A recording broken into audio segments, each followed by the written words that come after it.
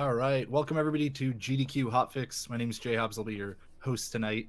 I hope everybody is excited for AGDQ in just like a week, just under a week, I think, at this point.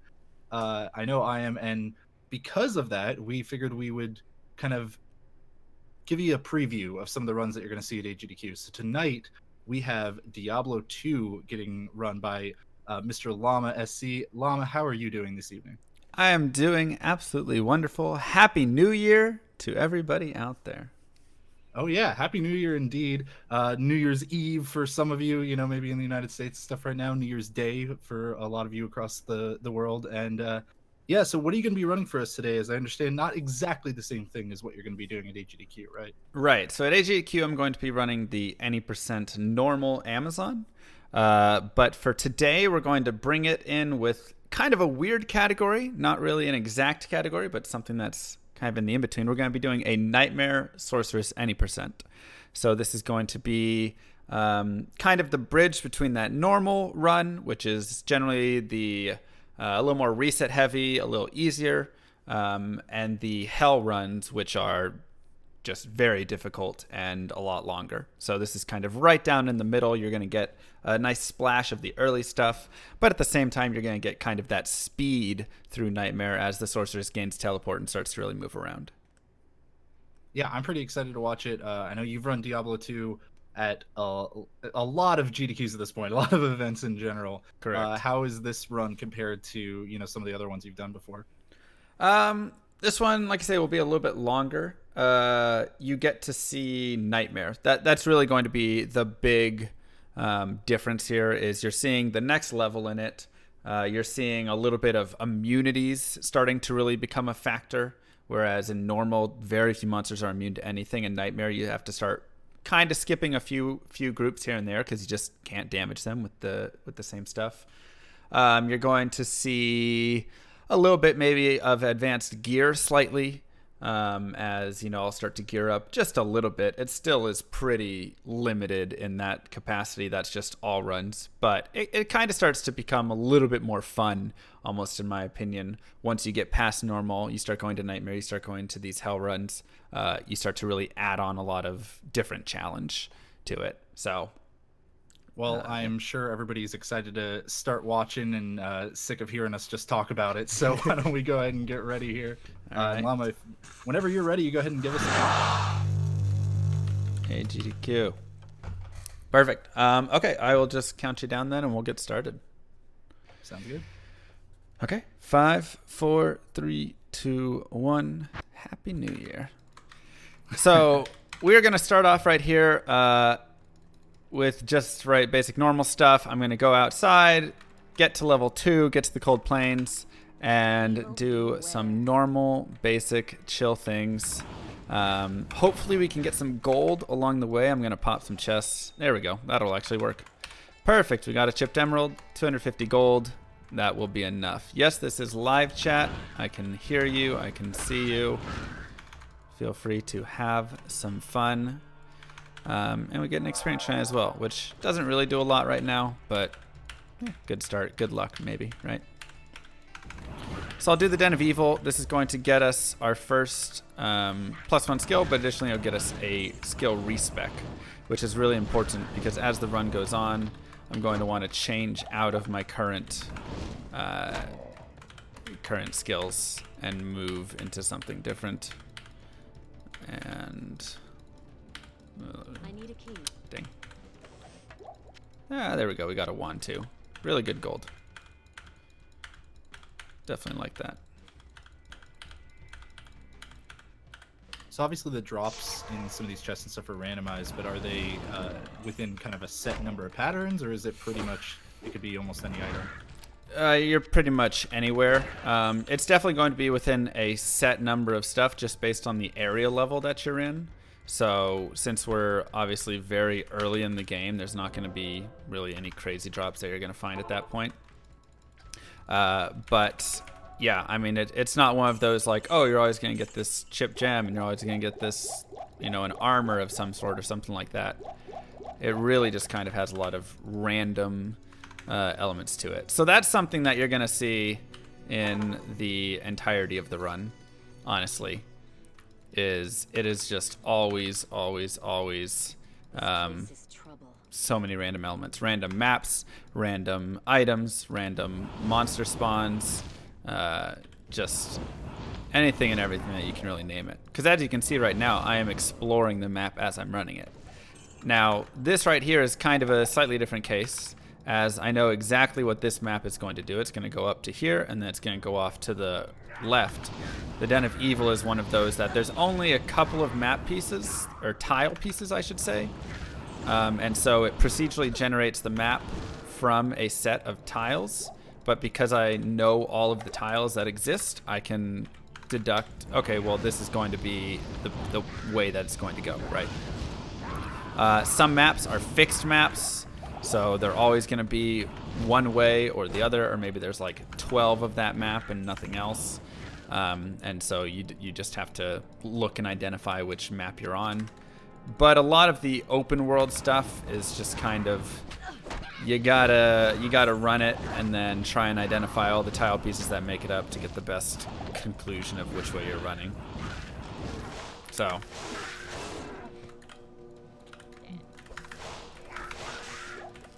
it just gets a little bit interesting, to say the least. But that's the fun of Diablo 2 compared to most other speedruns. That's why it's kind of a weird game that you generally wouldn't be associating with speedrunning at first, because most speedruns are very set in their nature. And, you know, with RNG, you have maybe 20, 30 seconds or, you know, a couple minutes. Here, RNG is an insane factor, and it's all over the place. Yeah, solo self found. Hardcore, by the way. Softcore. So we'll just clean up this den right here. Hopefully didn't miss anything. Doesn't look like we did. And that's a good time on the den.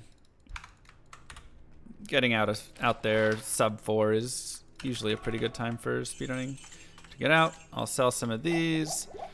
And we don't have enough money to try and shop for +2 charge bolt staff at all. So we're just going to have to kind of wing it.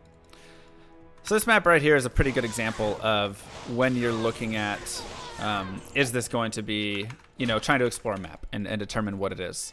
So right now I want to find the stony field, but this path will also take us to the burial grounds.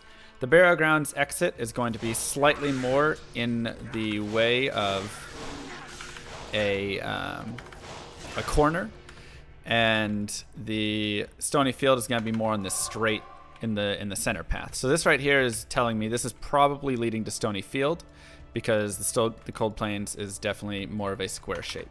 So I can feel pretty certain that that's taking me there. But sometimes it just takes random turns at the end and starts to lead you to a corner, and you have to make that decision of, do I continue on that path or do I go the other way, right? So it's a little bit different right there. So now I'm going to take the stony field. I'm just looking for the stones right here, as we can find Rakanishu, who's worth good experience. And that's also one of the other fun, unique pieces of Diablo 2, is you're always doing this balancing act of experience and leveling up and speed, right?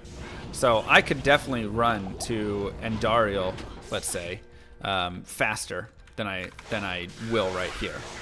But I'm going to be a higher level here, and of course later on, if I get to that point, it's just going to be absolutely terrible for me if I'm severely underleveled, because eventually that'll just come back to haunt me and be the death of my character. So you have to be really, really cautious and careful with always balancing what level are you? Are you underleveled? Are you overleveled? Additionally, if you get too underleveled or too overleveled, you start getting experience penalties.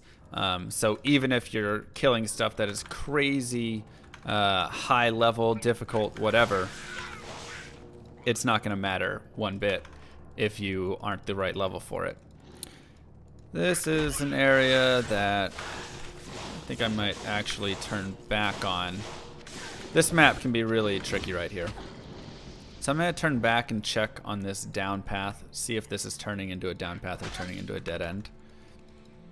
Underground Passage is definitely one of the first big run killers in the game, I'd say, as it can just lead you into a false end, and then you're just trapped really far in a dead end, and it would take too much time, so you have to reset to get out of it.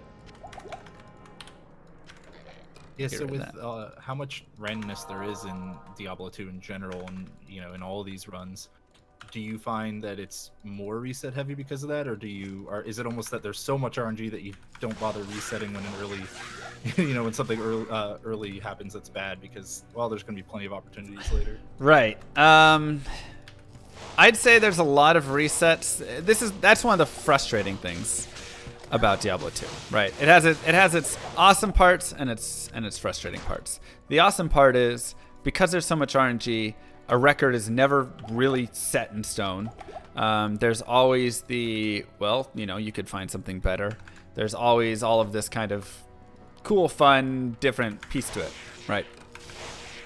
But when you are trying to run for records and somebody gets a run with crazy good luck on it, such as the current normal 8% Sorceress run, it starts to just run into these crazy things where it's like, all right, now if I don't get Tal and Ethrune on the first try, which I don't even have the exact odds on that, but it's probably like 1 in 15 to 1 in 20, then I have to reset. And that's just the first bare piece of it. And then it continues from there into the next phase. So there's a lot of like small minor things there that can just be super annoying. So I'd say it depends the run, honestly, and what the record is. Some runs you can definitely are less reset heavy and you can play along a little more. Other ones are at that point, oh geez, like this right here, I would instantly reset if I was going for a world record, simply because I am so far across this map that if I'm not, or if I'm not getting this immediate, gotta kick the barrels.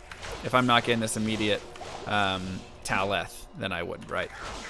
Just because that time that I would have to spend running across the map over and over again is way too much time for, a run's sake. Because a lot of runs will have 2, 3, 4 times where you're going to be doing these towers right here. It's a great place to get experience. It's a great place to get the runes that you need that really kind of set the run up, etc. So just depends in those cases. And so cross maps are usually ones that you say, okay, well, I'll just try again. So it's different, it's definitely different for sure. But once again, I do think that is what makes Diablo 2 running really fun, is that you always have that chance, that possibility for some crazy item with just silly odds to drop for you. You have the chance of, amazing maps, of getting perfect spawns, of getting great experience shrines, whatever it is. And when you can get all of those pieces together and at the same time can run it really well, it can do a lot for you.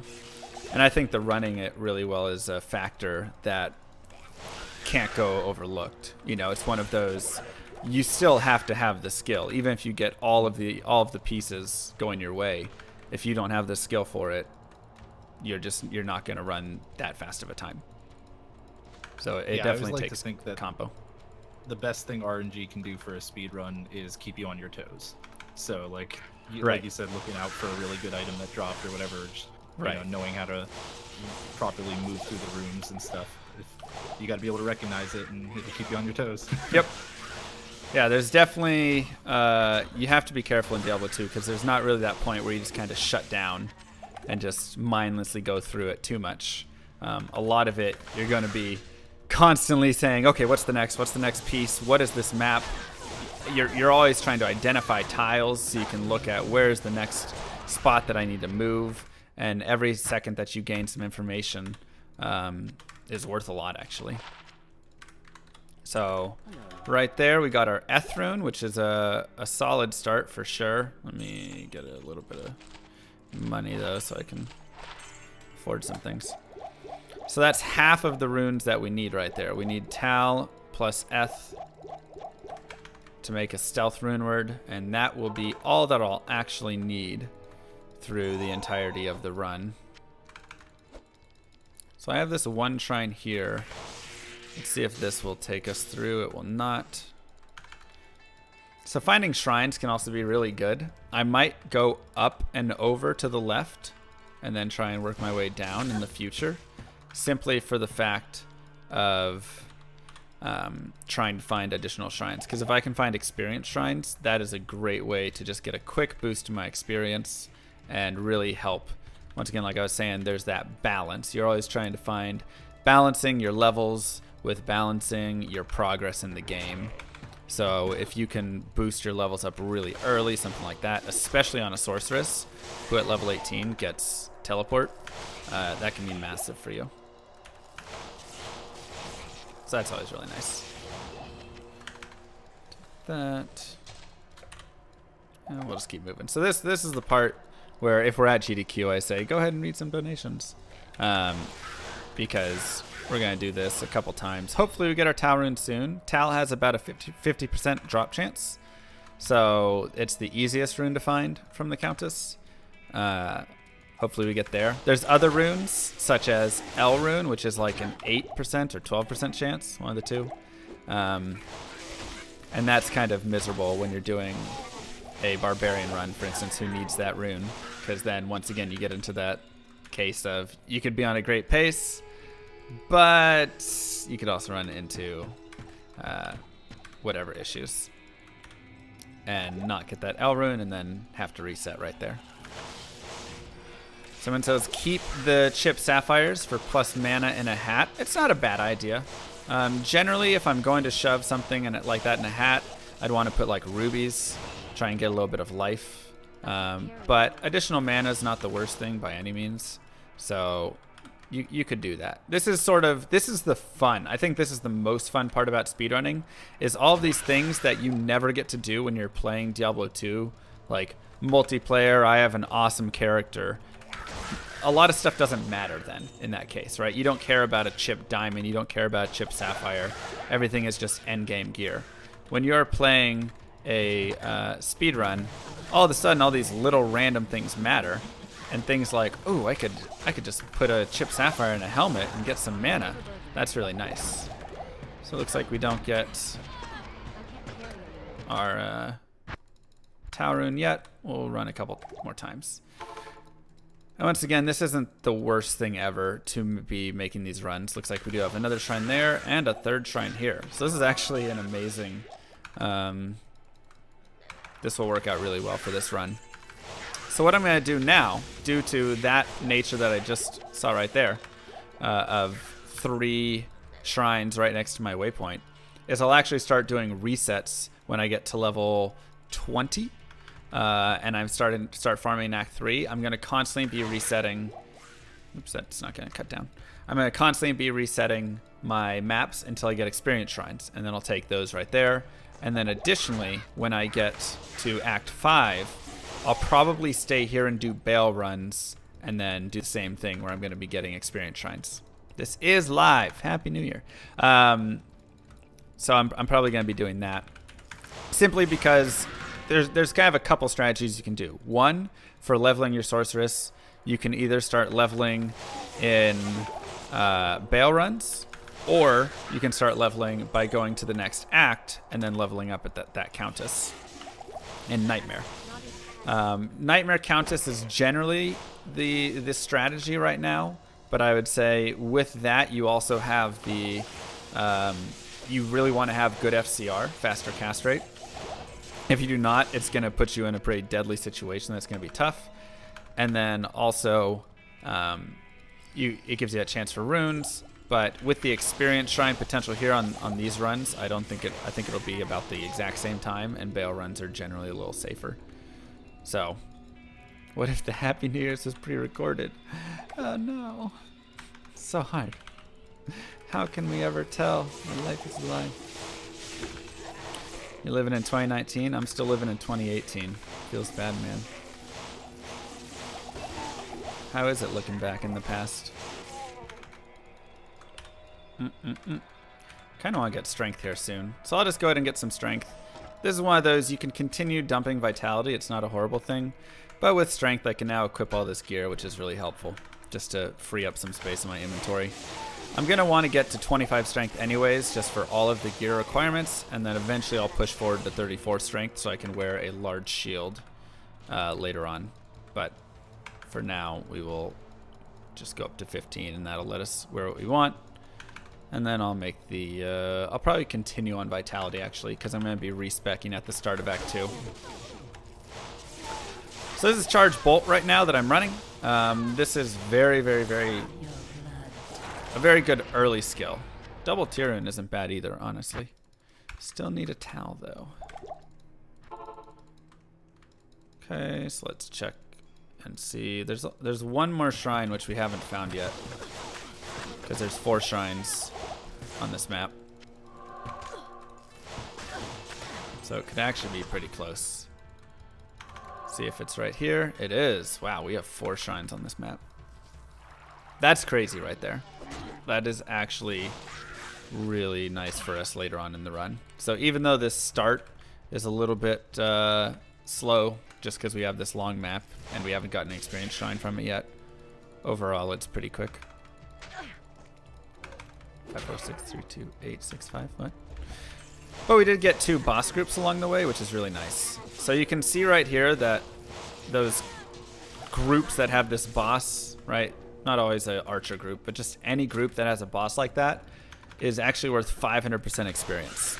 So it's one of those things where when you're running around, you want to get as many of those as you possibly can just to get a ton of experience really quickly. Even champions are still nice because they'll give you 300% experience. So that's why sometimes like I run a little bit out of the way. Like right now, I'm just peeking around just to see if I can find this boss group. You generally have 1 per level, and it might be up here. Yeah, it is. So you generally have 1 boss group per level in the tower, which is why the tower ends up being really nice. And it's just a great way to get a little bit of experience. Because if you're killing this boss group or killing 5 times the amount of other monsters, it's obviously faster and better to just kill this boss group instead. Something along those lines. So something that I'll note, like I was talking about the barbarian before. Here's the difference between like a sorceress and barbarian. A sorceress is going to need Tal rune and Eth rune. That is all. Additional Rao runes and Tier runes can be nice, but Tal Eth is all she needs to complete her normal run. A barbarian needs Tal, Tal, Tal, Tal, Eth, Ith, El, Eth, Ral, and you could argue a second Ral if you really wanted, but I'd say 1 Ral is probably good enough, and the additional Rals and Tiers. So just the large difference in the numbers is a big component of it for sure. And that's why Barbarian is not nearly run as much, because you have a lot more resets running into that, and then you still have to be on melee Barbarian at the end anyways. So we got another boss group right here, which is nice. Still don't have a Tau rune. We did pick up an Ith rune. 3 Ith runes will make a Tau rune later on, so that has that potential at least, but no Tau yet. Still unfortunate. See if we can get an experience shrine at least. Skill shrine's not bad. Second best. Ah, there we go. Okay, so now we have an experience shrine. Help us get a little bit more experience. It's not horrible to be 21 minutes, almost level 11. I mean, that's still pretty decent. It's just gonna push us back a tiny bit. Just because at this point, I generally want to be moving on. I want to be going to the next stage of the game, essentially. I've gotten most of the experience I want here. You can really go all the way up to about level 13 in the tower before the experience just starts to get really poor. So hopefully we don't make it that far. I imagine by the end of this run, we should be around 12. And then if we need to do like 1 more run, get us close to 13 and then move on. That's still within our acceptable range. Once we start getting past that, it starts getting a little more annoying. Now, one of the nice things about this tower is it's not having us run too far out of the way. Sometimes the paths will just be absolutely horrible. Additionally, we also have this L shape with a good boss right here.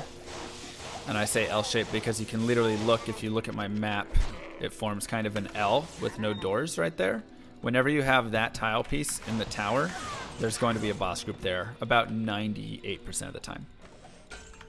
So that's always really nice because it gives you that chance for that. But other than that, I mean, a lot of these maps are pretty small. I can just check in a quick direction, see if there's a boss. See if there's a boss right up here. Doesn't look like it. And then we're already out. So I really do enjoy the map layout that we at least got. It's always nice. And nothing over there. And we'll see. Talrune! Bless RNG in chat. Let's go. We are ready to move on. Get out of here. There we go. Thank you, chat. Good job. And we got a little Rowrun as well.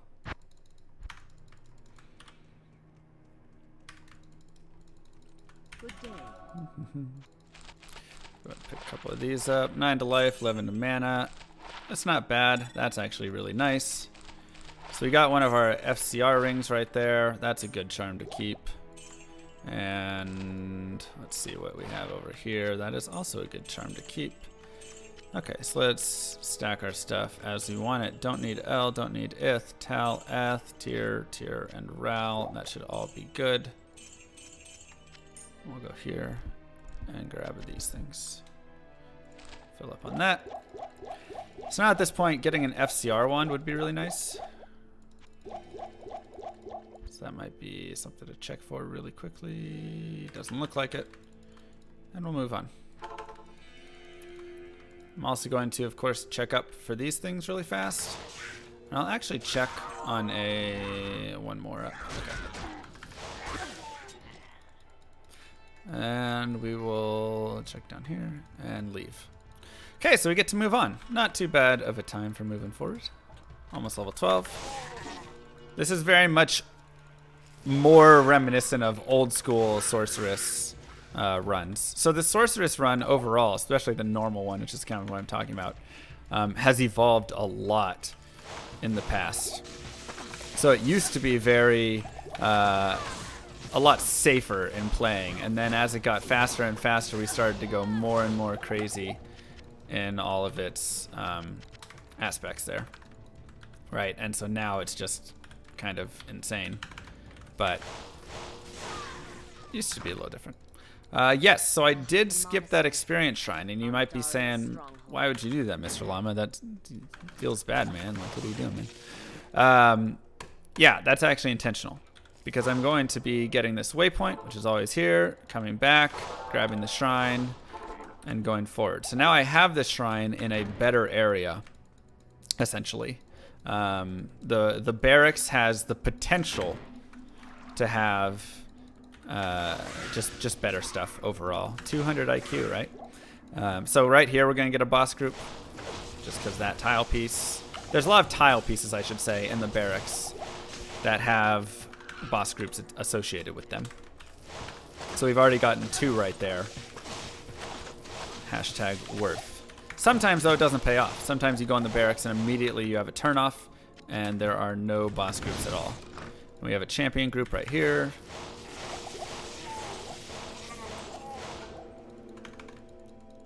Perfect. And we'll just continue. So sometimes you get up to like 6 or 7 boss groups in here, and it just ends up being beautiful. I don't know if we'll get that high, but 3 even with that experience shrine was really nice. There's a 4th. Now it's just gravy at this point. Just gravy.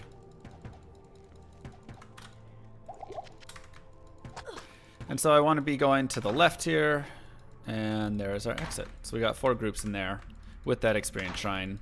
Definitely worth saving right there. How's the gold routing in this route? It's pretty get gold along the way as you can, sort of thing. That tends to be a lot of the stuff, is just finding and figuring out the balance as you're playing it, which isn't the greatest answer, I know, but there's because you can never be exact on anything in this run. You just kind of have to play odds and figure things out as you go. So I want to definitely pick up things like I just did. Also another champion group, really nice. This right here is a long staff. That's worth trash since it's Eth and has nothing on it. But that had the potential to have a lot of be worth a lot of money. Could have been worth up to 10 grand if it had good gold on or good skills on it. So it's one of those. Another boss group, please. There it is. Thank you. Oh, I just lost our experience shrine. And he's lightning enchanted as well. That's no fun. It's one of those where you just have to try and pick up stuff that's going to be worth a lot of gold, or has the potential of being worth a lot of gold, which is generally that plus to skills gear. Hawk helms and staves, wands, orbs, all of those things have that chance. And then you can just go from there and do what you do, see how much gold you spend. Sorceress is definitely gold heavy, so you calling her fat? So you have to be careful there. Along the same lines as the gold question, I was actually going to ask how tight is the inventory management in this run, because it seems like you obviously have to stock very high up on mana potions and everything. Is there ever any amount of like wanting to have free inventory space for some of those high value item drops and stuff? I'd say whenever you get to those spots, you just clear it out. So it's not really one that you're ever worrying about in terms of, am I going to, always save a spot for that? It's just when something drops, you quickly check your inventory and say, okay, can I make space for this? And, or do I want to make space for this? Is this worth the time? Is this worth the, whatever? So there's a lot of items that you'll see me pick up and just throw away. Like, I would rather have this space than have that mace right there, because it's not going to sell for a ton of gold. And so I'd rather just save that. We also got a really bad map right here. I want to go to this direction, to the right of on my screen. That's where that exit is going to be. I know that based on tiles down here. So instead of just being to the right, like a normal nice map, it has decided to be all the way doing U-turn, where it does the whole, well, technically 3 lefts is a right, or 3 rights is a left sort of stuff. So it got us on a technicality. It doesn't happen too often, but when it does, it can really hurt your times. So we'll just continue forward. By the way, telekinesis is a great skill. People should use telekinesis more often. So I'm always just kind of poking my head in all these little spaces to try and see if I can find boss groups, because boss groups, like I said, are the lifeblood of Diablo 2 speedrunning. So right now the big focus is, that looks like it could be it. The big focus is trying to get enough experience, but also in my inventory, just trying to make sure I have enough potions, saving that sort of stuff up. Oh man, I'm gonna get hit with the cold enchanted. But the good news is we did find the right tile piece right off the start. Doesn't always happen. This is one of those places that is basically pure random, and so you just spend a lot of time running around like a madman. And you can lose multiple minutes in a run right here, which really sucks when you're like 25, 30 minutes into a run and you're not sure if you're going to lose a few minutes. But once again, Diablo 2 speedrunning, what you going to do? Got an interesting question from Chad, if sure, you got a second. Anytime. They ask, what stats would you say would be good to look for as a new player? What stats to look I would for? Assume they mean on Sorceress. Yeah. I mean, I can give you the Sorceress, but more in general stats.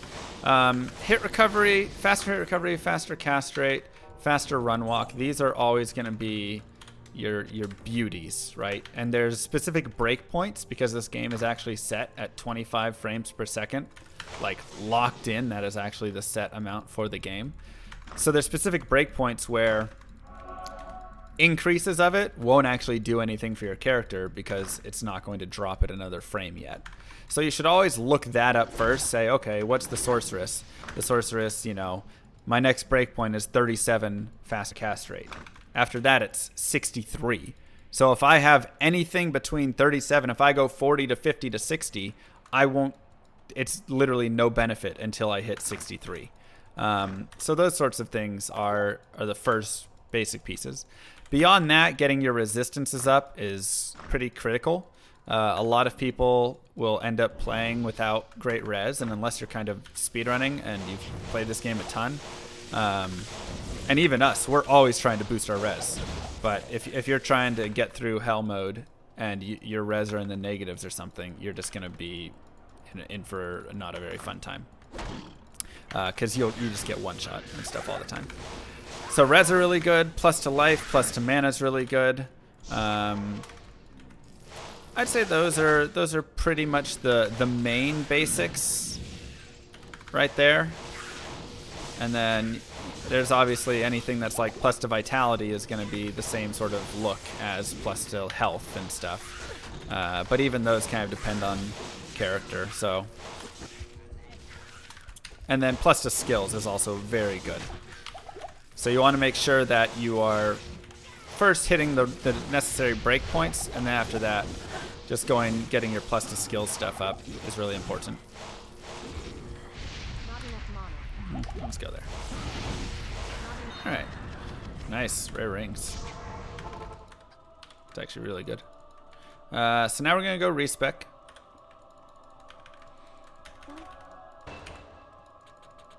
And we're gonna do this on the run a little bit. So we can. Has fallen. There we go there. Greetings. That, and there. Okay. Oops. GXC. Okay. And I don't have 10 FCR yet on an orb. That's still not going to do it. We'll just keep that right there. That is decent.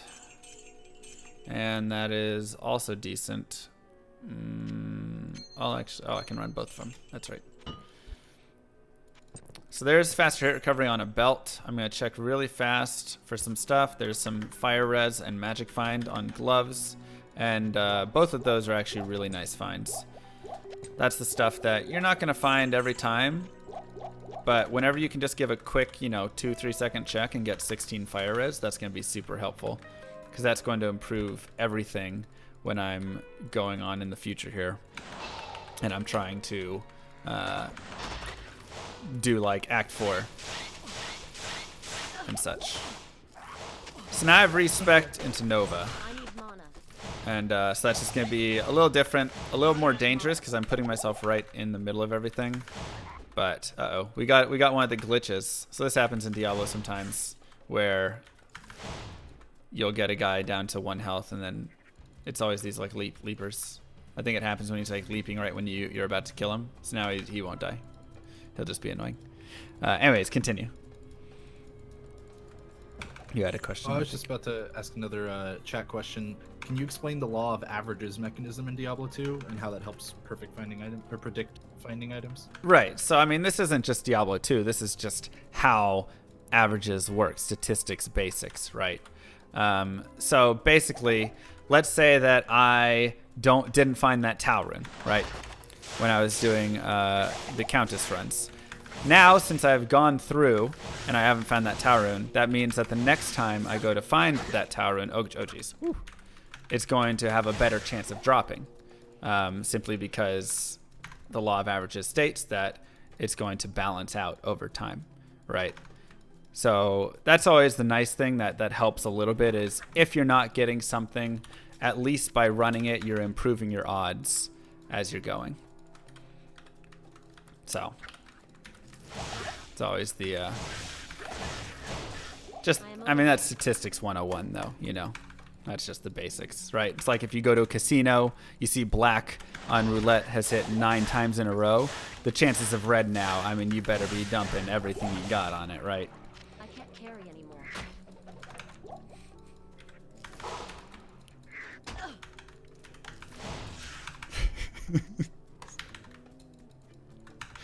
Don't actually do that.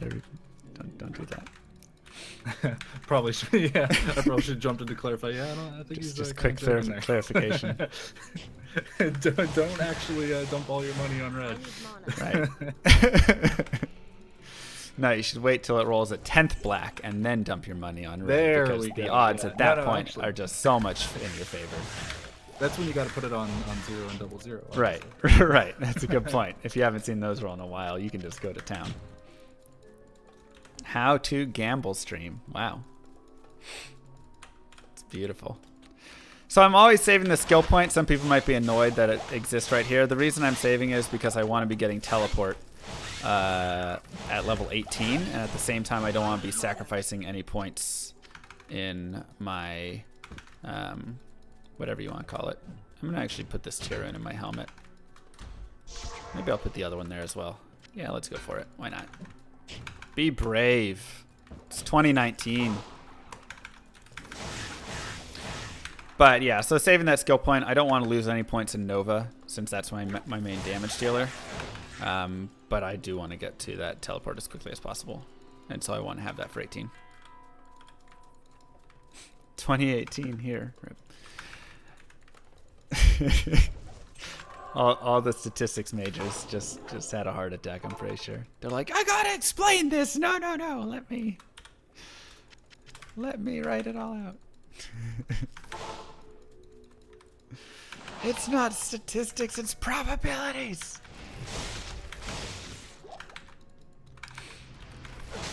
Mm-mm-mm. 2019, it's statistics, all right? You're living in the past. Typical Twitch chat.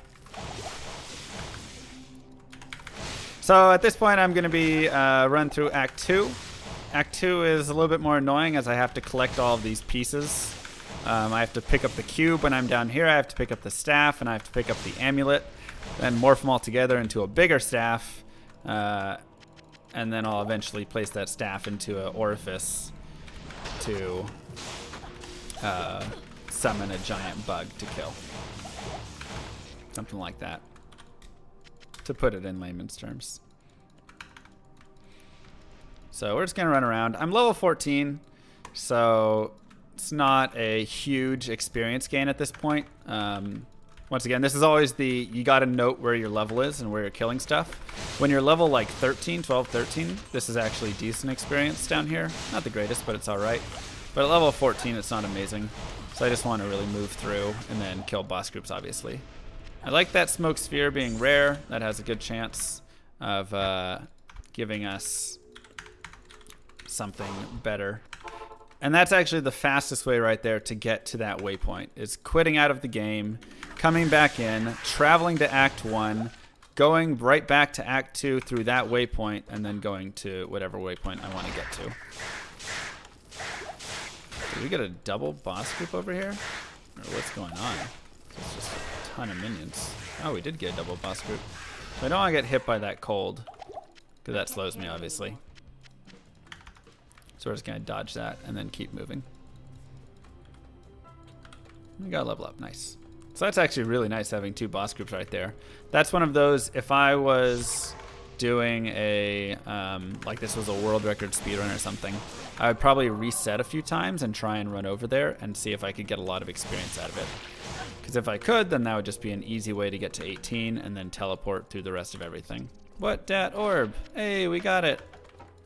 Does it have anything else on it? Static field, not bad. Pretty good orb. So now I've actually increased my FCR, right? And I'm going to be increasing it again because I have 10 right here, 20 right here, and I'll get 25 on this stealth, which is going to put me at 45. Remember how before I said 35 is where we needed to, or 37 is where we needed to get to. Well, 35 would have been below that. So by getting one piece of jewelry, one orb, and then the stealth, we're actually in a really good spot for it. So that is very nice.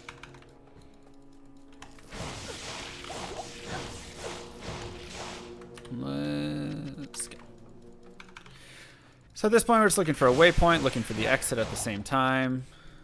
I'll go ahead and grab this helmet. Nah, 41 strength, never mind. and we'll be heading down here. So there's a reason that I left that TP back at that maggot lair. And the reason, of course, is because this way I can do forward back strats, as I like to call them, which is just a very whatever way to say, now I don't have to go down in there and then come back out and not have anywhere to go. So I'll pick up these chain gloves just so we can see what's on them. I don't have any ID scrolls at the moment. This is not going to be our exit, so it looks like we're going to need to go to the right here. But we'll get a waypoint on the way, and that will be good enough for me to say, okay, time to go back there. And generally when going back into the maggot lair, you want to be... we already have that maxed. Not good. So that's one of those cases where even though those are rare and I've got magic, my magic is just way better in terms of what gloves I want. But yeah, maggot lair, you generally want to be full on potions just because it's a little bit long sometimes, and you can run out, and running out obviously is a time waste since you have to go back whenever you run out. So we're always trying to avoid that. But it can also be a great place to get some experience. So you get a mixture of stuff, right?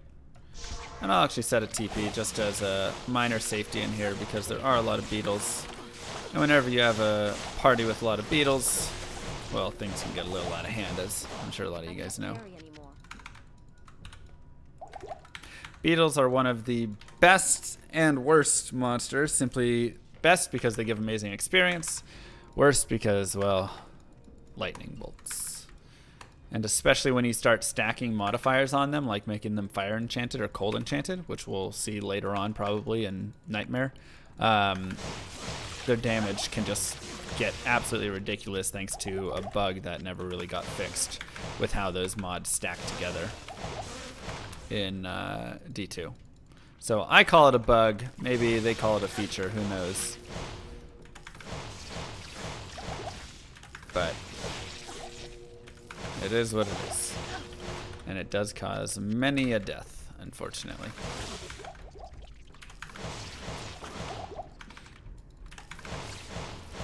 So that was actually really, really solid level 1 and level 2. So now we just need quick level 3 here. Hopefully this turns up and turns into it. I'm looking to just go to the right now, top right of my screen, since that's the only way that this tile piece can lay. And there it is. The Staff of Kings. I picked it right, yeah, okay.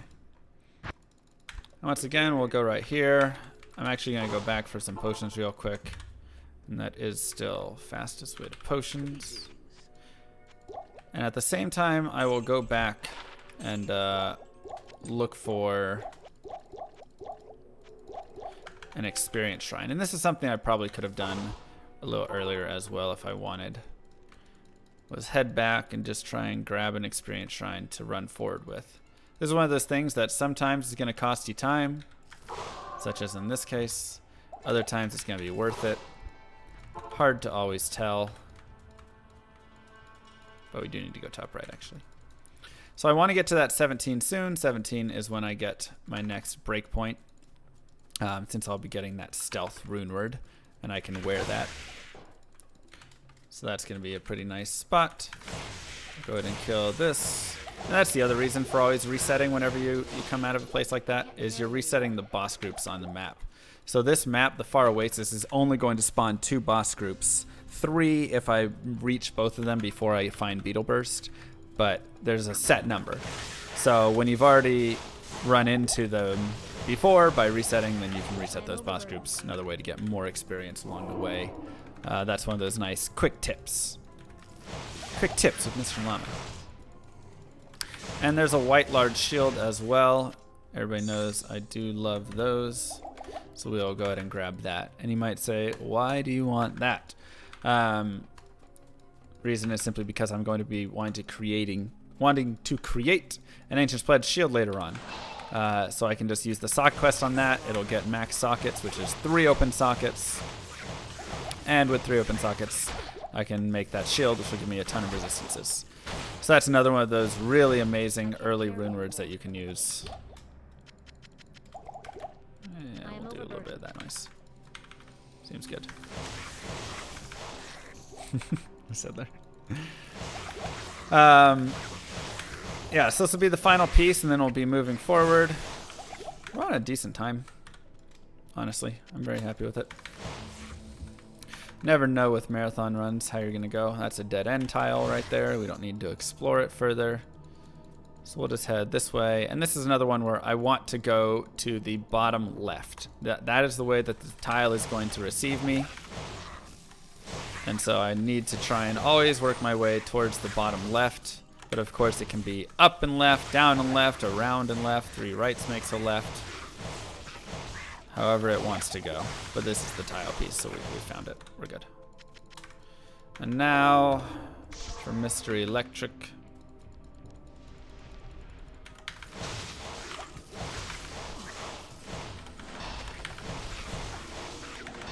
We'll slow him and then move around. Very easy death point right there. If you get caught on him, so we'll just work our way around. And head this way. So I'm actually going to go here just to get this out of the way so we can morph this staff, and now we've got a bigger staff. Who would have thought that such Which is every girl's dream.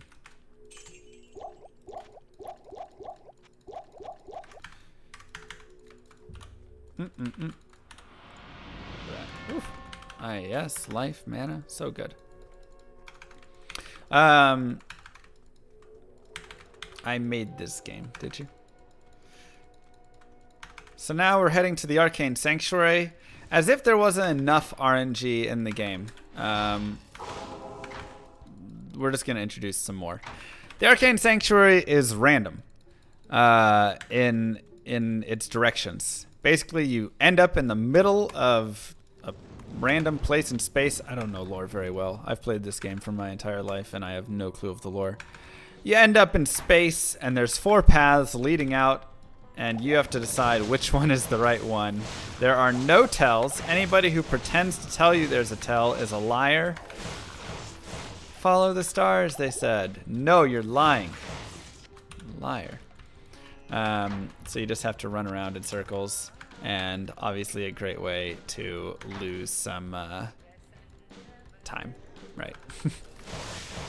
Super fun ways to lose time. I will go ahead and farm for an experience shrine when I'm going through there, though, simply because an experience shrine actually is pretty nice. You can have it through 2 paths. You get decent experience there, and of course, as a sorceress, the faster I get to 18, the better. So I'm going to want to get to 18 pretty quickly. So we'll go right here, and we will check for that experience shrine. Is this the same game? I think it is. So we'll just reset it and then check again. There we go. Sometimes it doesn't take long. This place actually And we'll make distorts reality. our stealth now.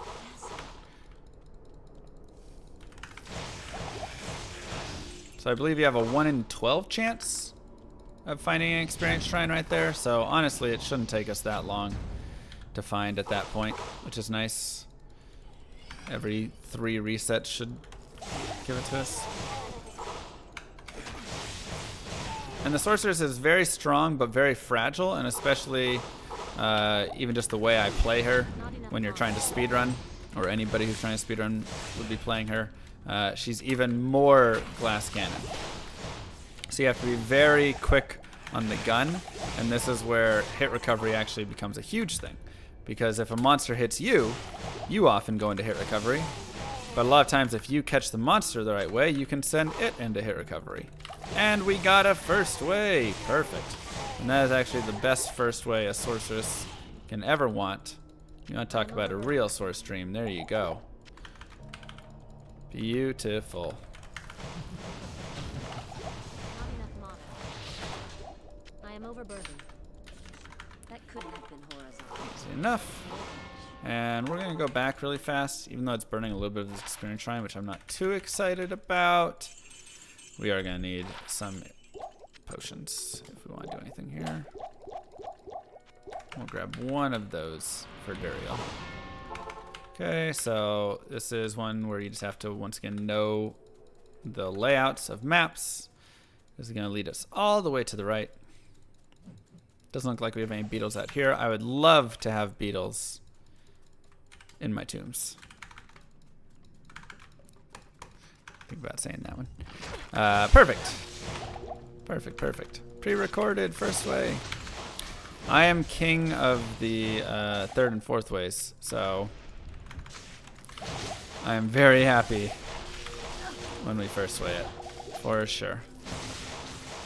We have this scimitar here. We're not going to use it right now, but if we find another FCR piece, could be something that we end up using just because it's got some resin stuff on it. So we'll have to see how that goes. Additionally, that would at least be until Nightmare, where I would then try and hit that 63 breakpoint.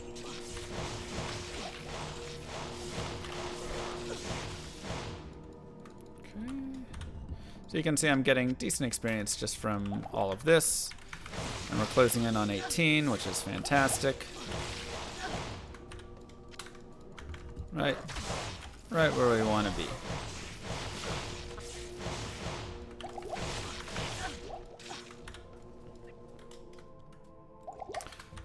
I remember you saying 18 is where I think you get teleport, right? What is the main significance of that? Is it just going to be faster movement all over the place? Yeah, you're just teleporting. It is significantly fast. And this time is actually like really good, by the way.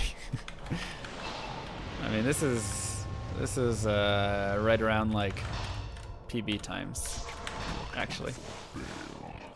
Slightly underleveled. Just the only thing. So you can actually see that that thawing potion gave me some res there temporarily. Uh-oh.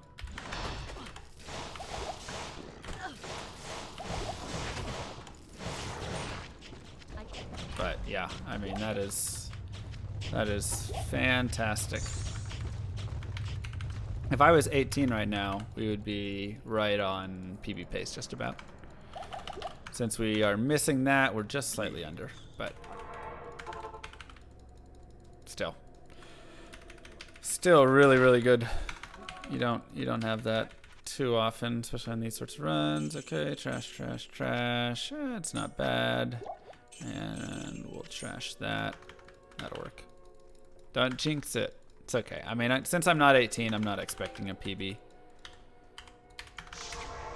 Plus, I'm not running fully at PB since we're talking and doing other things a little bit along the way. I'll go ahead and just save this just for the sake of saving it. Our gold is a little low right now, but it's not horrible. PB is personal best. Yeah, sorry. No, I'm at 17 and 2/4, so very close. But I also have FCR. Yeah, I know. It's just crazy.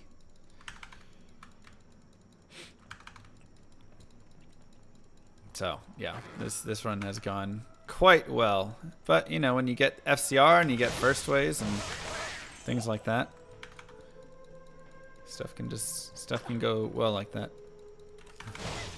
But yeah, you'll see very soon the effects of teleport, and you'll also see the annoyance of no mana potions at that point as well, or constant mana potion spam. Hopefully we have a map with it. We do. Okay.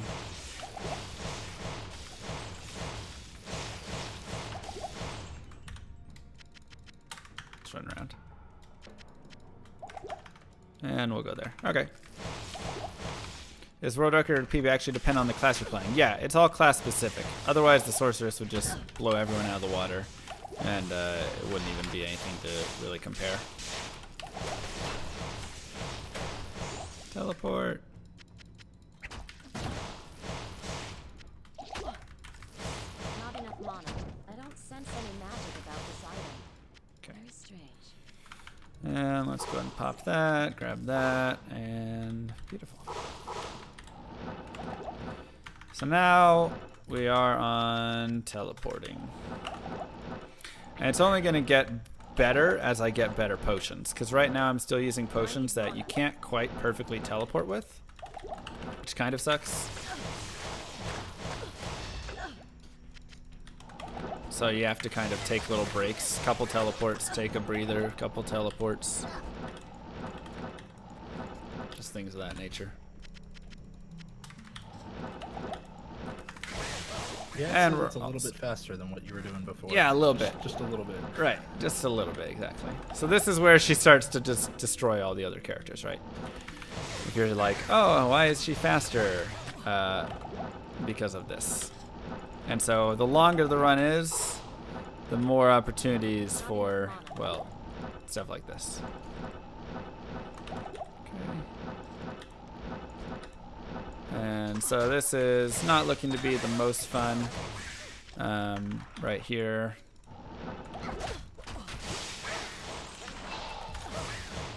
Not a very fun map. So we're gonna head back this way. This is one of those where this map can just be really tricky. Basically, this map can sometimes connect you to the Flare Jungle, where I want to go, and sometimes it connects you to the Great Marsh, which then connects you to the Flare Jungle. Really awful, really annoying. It's one of the main reasons people get lost out here. But it is what it is, and you just got to kind of deal with it, unfortunately. I'll go there. But you can see I'm burning through my gold really quickly now, so I need to be a little bit careful, and I definitely need to kill some stuff and pick some stuff up that's going to be worth gold. So any time from now on that I kind of see an armor kind of breastplate and up, I'll say that's where I'd set my base at, is breastplate. I'll probably pick it up so I can sell it. Additionally, I'll pick up some potions just to make that a little bit easier for myself. And I really need to be careful there because I have some fire res, but not a ton. Battle staff is one of those items. I think I also have a little bit in my cube, just that axe if I'm not mistaken. But these fire breathers actually do a ton of damage. And that's a dead end there. So now we have the fun of seeing where our turnoff is.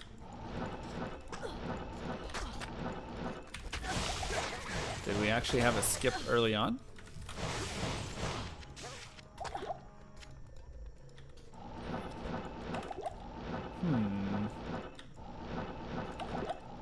Or is it just a quick kick to the left here? Ah, it is. Okay. So no skip, just a really awful map. This is what I was hoping for, was that where that waypoint is right below me, that would connect up. Sometimes you get those weird connections through. No such luck this time. No such luck. There's another battle staff, another potential 15k gold. And a horned helm could be okay gold. And we'll go ahead and stop here.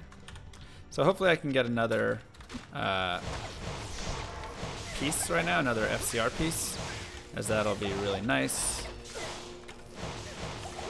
And lightning and Champa, we gotta kill that guy. Jared's done. Nice. A few good, decent pieces right there. And money, money, money. 2 to Nova, that is really nice. 20 to cold res is going to be better than, let's actually kick this one out and bump our cold res up. So I'm really just looking at resistances for the most part. Sometimes life and MF and things like that on those items, but really resistances are just so big that just becomes a huge piece of it.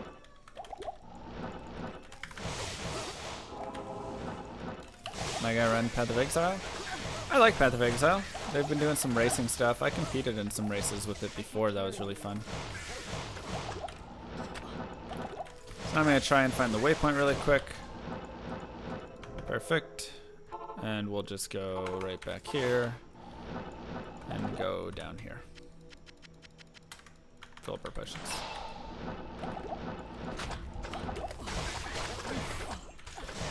Those guys do some big damage.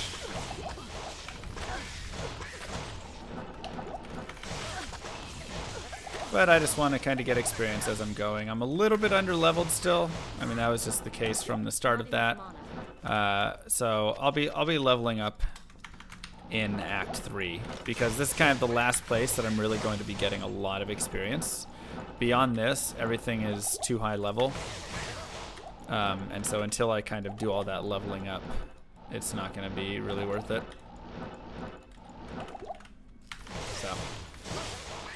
Just kill some basic stuff, get some experience, and then get out of there. Now we can continue here. Not enough mana.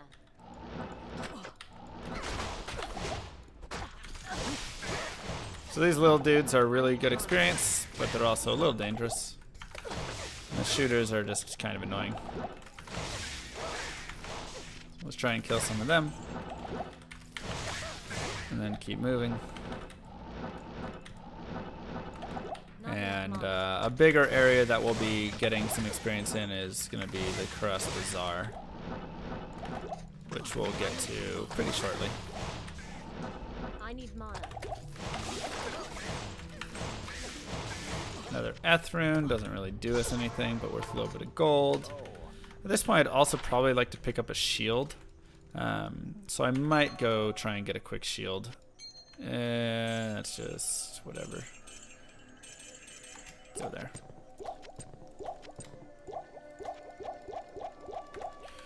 Just because that would give me a little bit of something to do with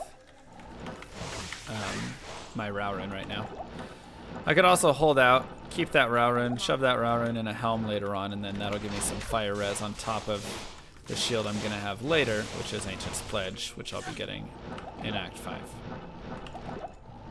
Not enough mana. I need mana. So at this point, we want to find this waypoint. Not enough mana.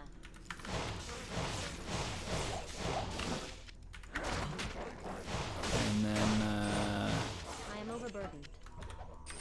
chainmail is not quite worth my time. I need And then just mana. kind of kill some random things along the way as well. I also want to find the entrance to the temple. Hopefully it's close. It's not looking as close now. That is a temple, not the one I was hoping to go to.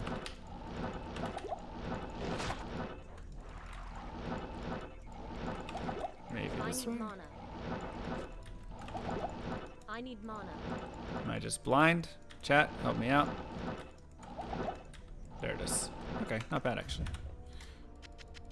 Do you find that once you get teleport, you have maybe an easier time of running into dead ends and stuff because you're kind of trying to bounce through paths as quickly as possible? Oh, for sure. You Or is have it really more about the same. an easier time of running into dead ends and an easier time of running into Like getting dying. lost. Yeah. Oh, okay. Yeah, both of those are true statements. It's very easy to die with teleport, and it's very easy to run into a dead end just because there's so little time to read the map. I can't Right. carry anymore. So you're just kind of trying to bounce as fast as you can between stuff. In that case, I was just trying to find something that was going to be randomly anywhere on that map. So I need it really wasn't going to matter much besides just, oh, okay, it's just a random spot. Good luck finding it. I need mana. And we'll just head up here, get the Trav waypoint. I So need at this mana. point, this is where you really start to see the differences, right? If this was a normal run, I would continue running at this point. Continue going forward. We'd be slightly off PB pace, but actually not in, still really, we'd still probably be like third place on the leaderboards with a time like this. And I'll actually reset here to turn this stuff in.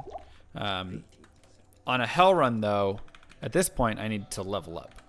I need to get to level 23 and some change, roughly, so that I can get to 24 by Ancient, so I can get 25 off of Ancient, so I can start getting experience from Bale. May the black book bring the black So day this to is hell. where you really start to get that shift. But like this would be world record pace right now on a hell run. So that's to give you a idea of, actually I want to stay in Act 1, of how Not bad fast we're for, going. No reset, basically. Right, exactly. I need mana. There we go. Okay, and let's... Not enough mana.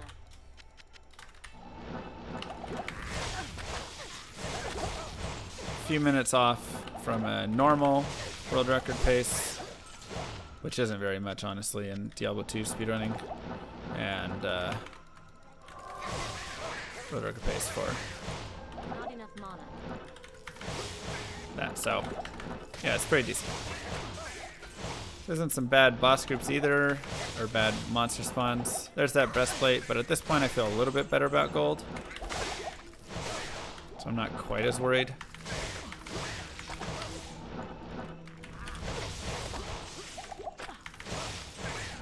Let's keep teleporting through. And it's very important when you're doing this to be very careful about how you teleport. Because if you teleport into an area and you've run out of mana, you're most likely going to die. Like I had talked about before, it's all about that hit recovery. I am not dropping frames, at least on my side. It's all about that hit recovery. And so you have to be very quick to get in there and hit them before they hit you. Otherwise, you know, it's the whoever hits first wins sort of game. So just got to constantly balance that stuff.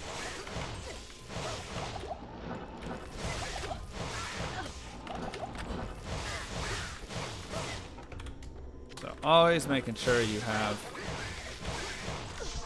potions, whatever it is there, is very important. Very big key. Okay, let's go ahead and grab this. And hopefully we can get out to Serena here soon. Oh, see, all that was worth no gold. That could have been worth like 30 grand. It's just so hard to know. I mean, you can't know. You just have to take guesses and say, well, this stuff should be worth a lot sometimes. Just more RNG.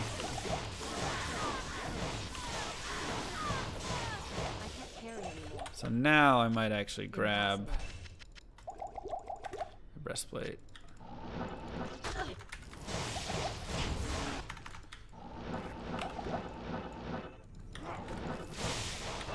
We're just trying to kill some stuff. I've got that broad axe in there.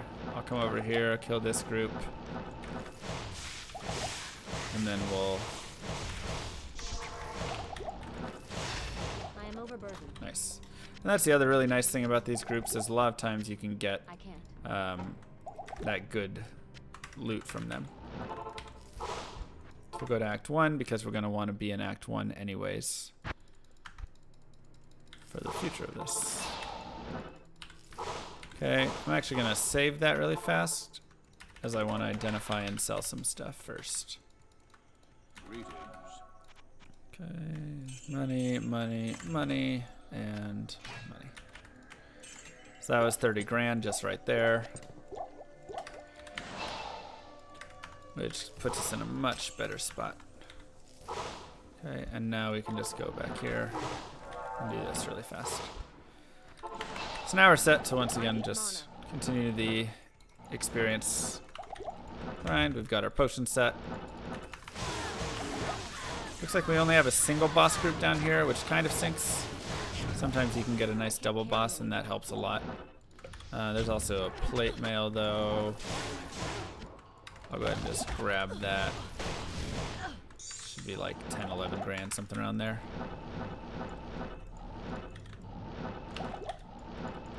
Not enough mana. Okay. And we'll continue. Let's go to Travancore. I need mana. So there's various spaces that you can farm, depending where you kind of want to farm. A lot of times there's a boss group right out here. I need mana. Not always, but I am sometimes. overburdened. There's also a boss group usually down in here like this. Be careful not to grab that shrine. Boss group in here quite often. Even just the beetles are still not bad experience though. So this is all just trying to maximize getting experience at this point. Because this is actually the hardest place, I would say, to really like, or one of the hardest levels to really gain experience early on. I need mana. Oops, this way. It's very easy to just get caught kind of at 20, 21. Even when you're playing online, people are doing tomb runs, cow runs, whatever stuff to try and just get experience. So it can be a big pain. Oops.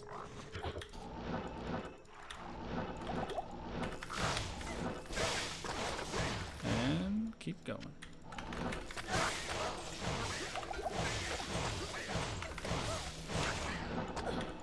So now we're up to 22. So leveling has been really quick, actually. Really fast leveling here. That was another boss group that we got. There's another battle staff, so potentially a little more gold. And we should actually be pretty good on gold at this point. Good day. Let's go ahead and do another cell right here. Hello. That. Trash. Keep that. Sell. Okay. And let's get this out. This is just a quick way to get potions by taking my belt off and on. Since it'll unequip all the potions at that moment. And back to resetting for an experience shrine. Only takes a few seconds, but you get 50% more experience when you have it. So 100% worth it, for sure.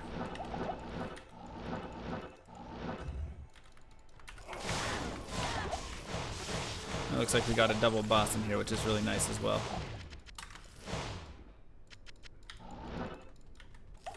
This group is always guaranteed, the Battle Maids Arena, but every now and then you get another boss group in there. So once again, you can have some nice RNG to help you out. Let's actually do a little bit of this. I need mana.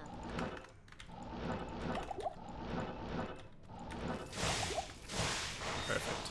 A little bit. I can't carry anymore.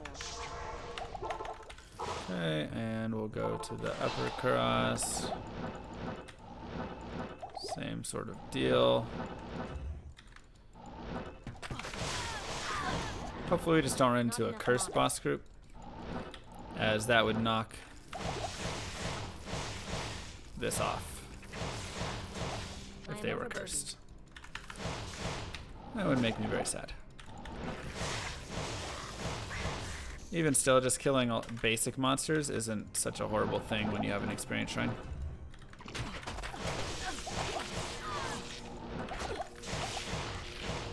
So that's why I'm always kind of trying to hover over, so this one's extra fast.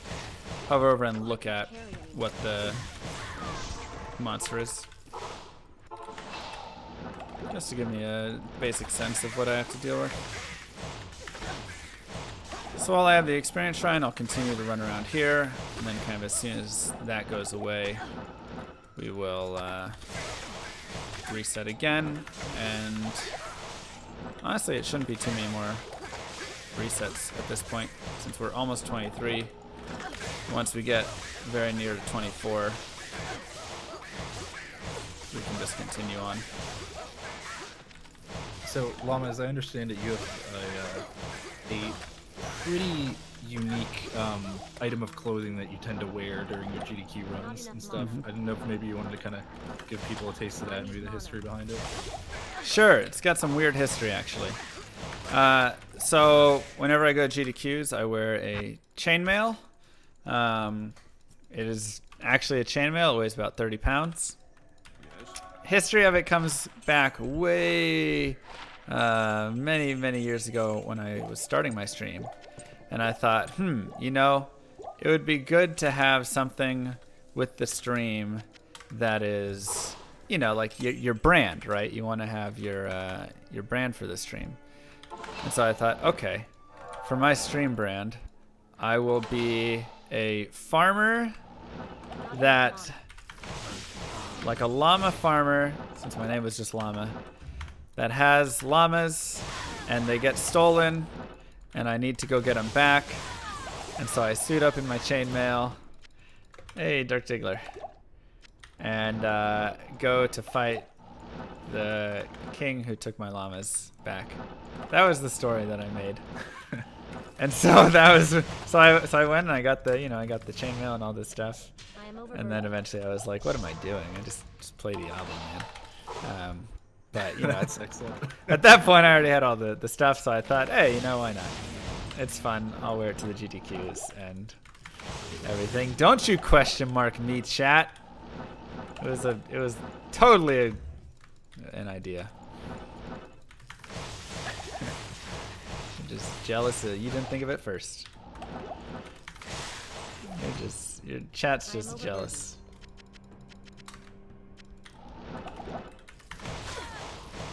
I mean, chat's had another pretty important question come up several times. Which one's that? Is Which this is, live? Well, that one, yes. But I was gonna say, do you have a phone? Yes, I do have a phone. Excellent. I am excited to release my new video soon. Top 10 phones to play Diablo Immortal on. It's gonna be very exciting. I think that's gonna be big hype. A lot of people really interested. So look for that. YouTube.com, Mr. Llama SC. Get ready.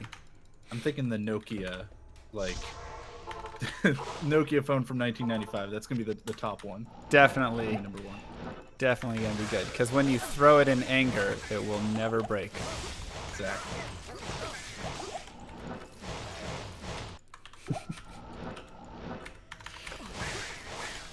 Engage. So yeah, we're coming up here on end of this farming. That's definitely one piece of Diablo 2 that minorly annoying maybe is you're never going to, or is there's always going to be just like a little bit of farming that has to be done because you have to always be balancing your experience, right? You can't just say, oh, okay, I feel fine, I don't need to get experience, whatever. I'm actually going to grab this shield just to see if we can save a socket quest and use it for something else. Hey! So now I don't have to use my socket quest, and instead I can just have that. So I'm at 23 and some change. I'm going to go ahead and say we good, and we'll go ahead and move on. If later on we need to adjust, we can always just adjust. 11 to life, also not bad. Dirk Diggler, always a classic. That goes there. Give me some of these. Swap that out. Put some gold away. And go here. Okay. And let me move that away. Are you all ready to move on? Yeah. Okay, so we're going to go to the Travancore.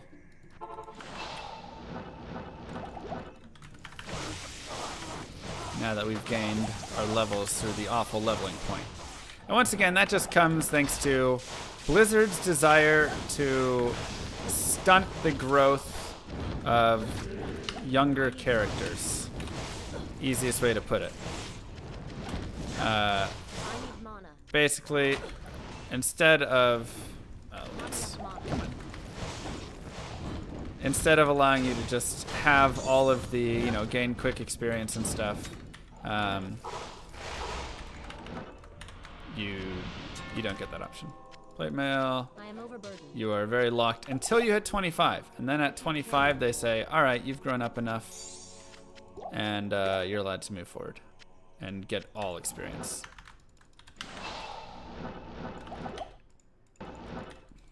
But act now, and you can unlock your character at level 25. Yeah, so we're just gonna move through here. I will kill some stuff. I gotta be a little careful. Those dolls right there are very deadly. As in, when you kill them, they explode and do a ton of damage. But this is good experience down here for me. So I'm gonna go ahead and grab that. And you can see that almost got me to 24 right there, which is fantastic because 24 is all that I need. At that point, Ancients will carry me to 25. And like I said before, 25 is the magical number.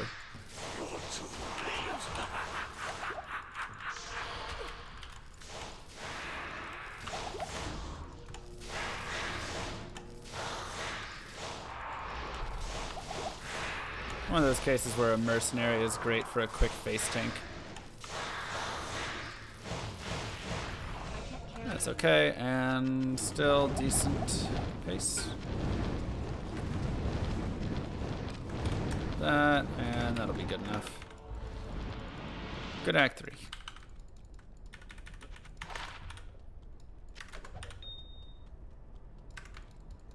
So now we'll just go over here, sell some stuff, get some gold. And this is always why I'm trying to just pick up these things that are worth okay gold. And we're gonna get rid of these potions because we actually want better potions here. Now these potions are at that point where I can start flying. Now we can actually start moving a little bit faster.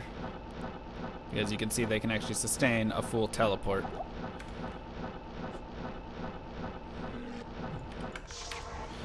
We'll do that for going back to get Isual, where we can get +2 skill points.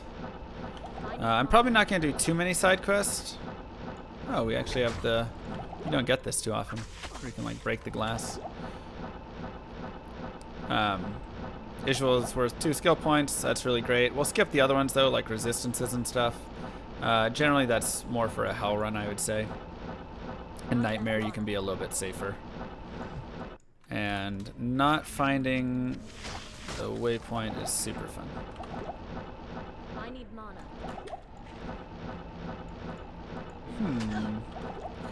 Where'd it go, chat? Not enough mana. Who hit it? Get back here. On this inside spot? There it is. Okay.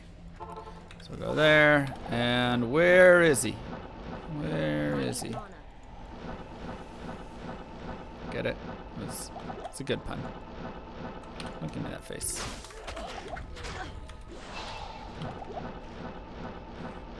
Let's go.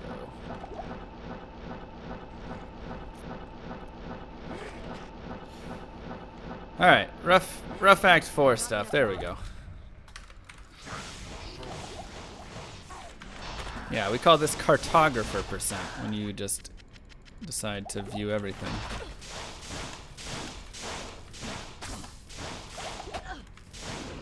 So thanks to the power of Static Field, which does percent of HP rather than a straight damage, bosses that would normally take you forever to kill can go down pretty quickly. Slightly OP, yeah, maybe.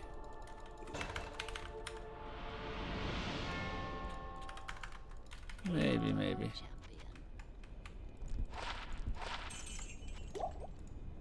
But wonderful in these cases. And now we'll just continue to City of the Danged. And continue forward. So you can see I'm almost 25 right now. Obviously I'm not getting a lot of experience here. I'm gonna go back and actually get a mercenary just to help out a little bit.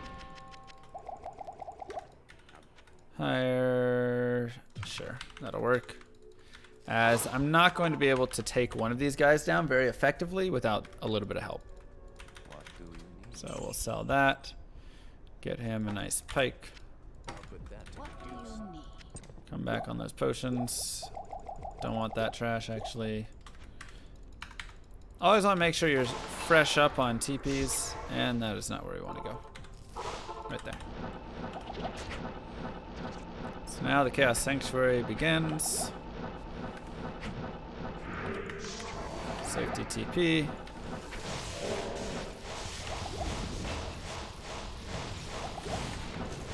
Ort Rune is very nice, actually.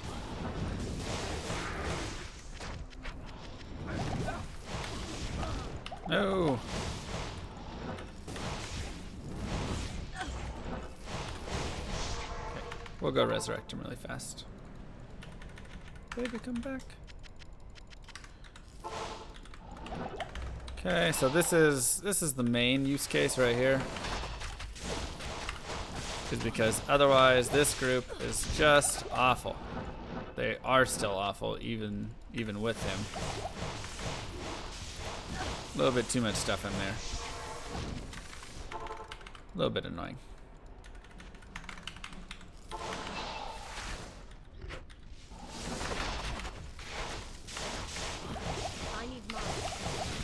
There we go.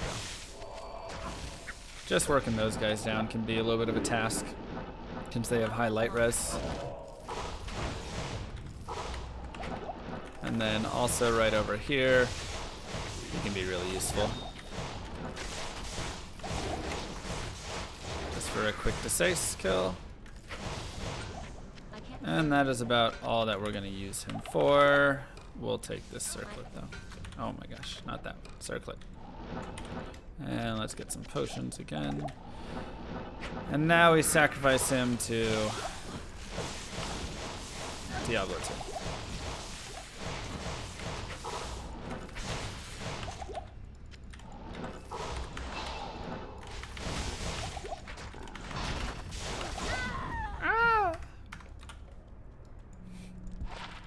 One of Druid skills. Rip. And that is where no fire res comes into play. So if we had fire res, wait, where'd my TP go? Oh well, let's teleport in. If we had fire res,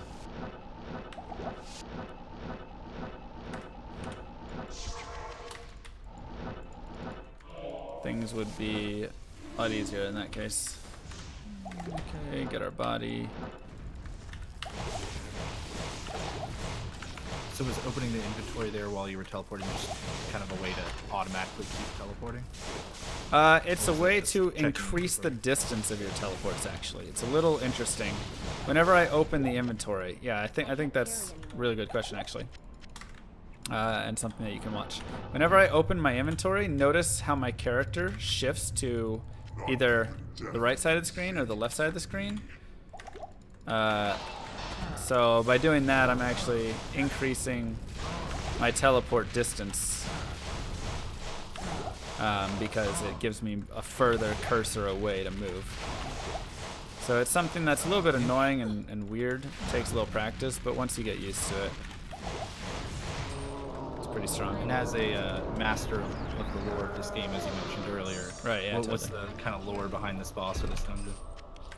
This is Diablo, so this is generally just the end of the game. This is the end of the base game.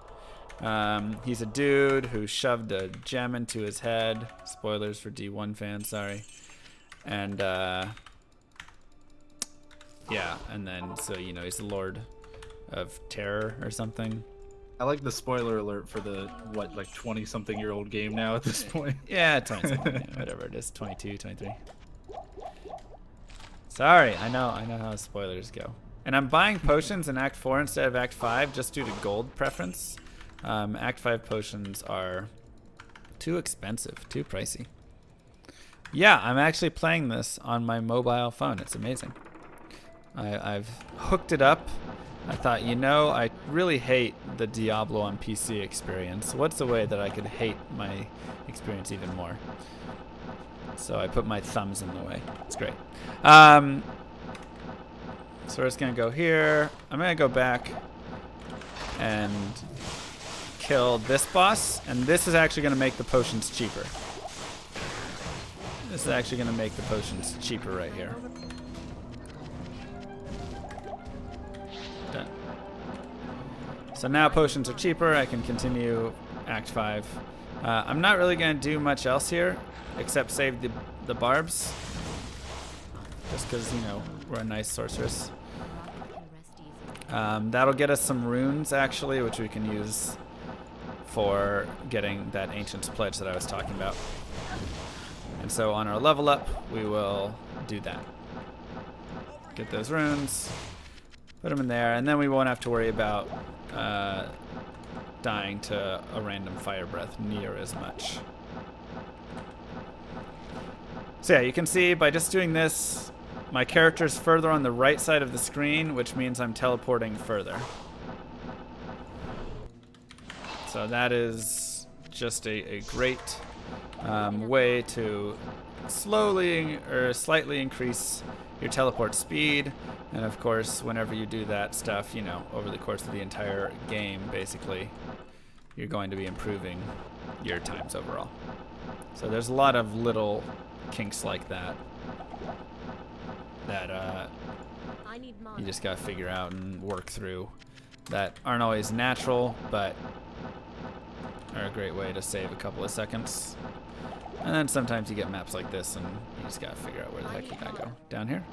Cool. The ancients must be close. And does the teleport always go a set distance, or is it based on your cursor? And as long as you keep it, you know, at the edge of the screen, it goes max distance. Based on cursor, yeah. So that's exactly the reason why. Oops, we want to immerse. Bring them back. That's exactly the reason why that we care about that so much. Why we open up the screen is because it's going to improve that cursor range, which is going to be a big thing. Because technically, your cursor is now like for on screen that was off screen when the inventory was closed, right? Right. Exactly. Like Okay, so something now we're like- gonna do ancients. This is the big bag scary fight. Not enough mana. It actually can be a little scary sometimes.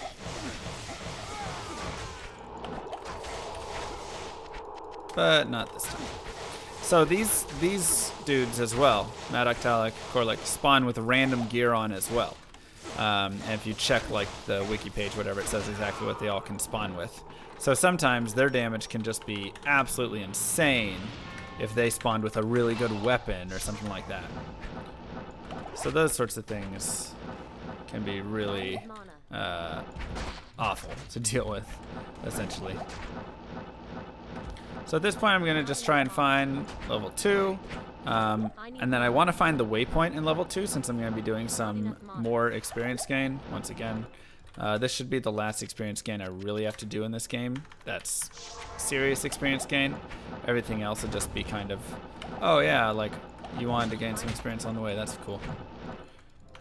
Okay, and so I'm actually going to do this. I'm going to go back here. And I'm going to check for a shrine, but not grab the shrine. So I want an experience shrine, but I don't want to grab it. And the reason is because I need this shrine for waves 4 and 5 of Bale. Those waves are going to be worth a lot, so there we go. We have it. And then when I get to wave 4 and 5, I'll get a little bit more potions. When I get to waves 4 and 5, I'll go back, I'll get that shrine, and I'll get the big experience from that. And then I can go forward to Bale as well with it. And we have a really good level 2 right there. And let's see what our level 3 looks like.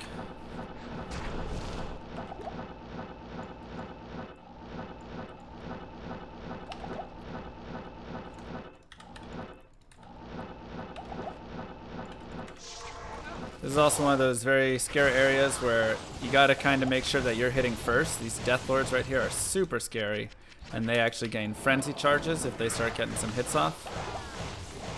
And then additionally, the red balls that those guys put out are pretty dangerous. So you have to be careful to not get stun locked by those, essentially.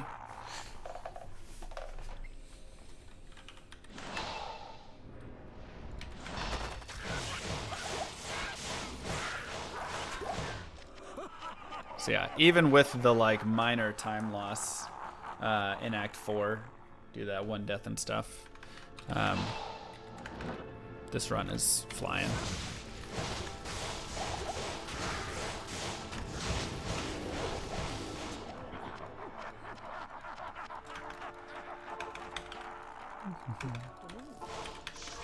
Okay, 1 more wave.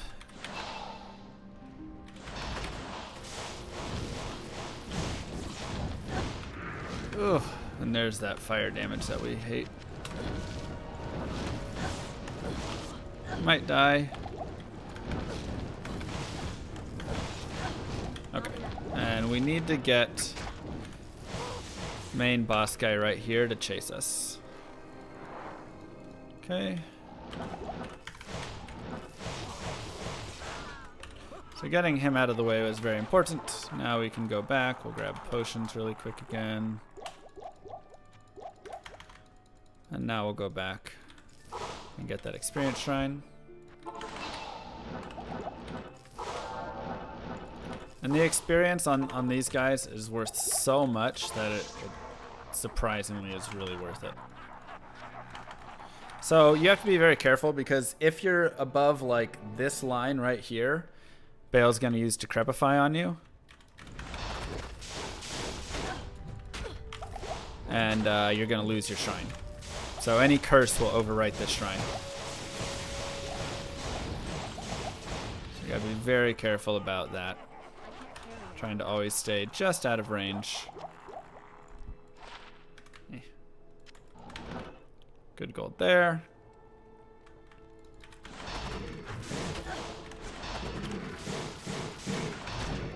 And try and kill these guys. My next points will go into strength as well. Looks like we brought back an old friend.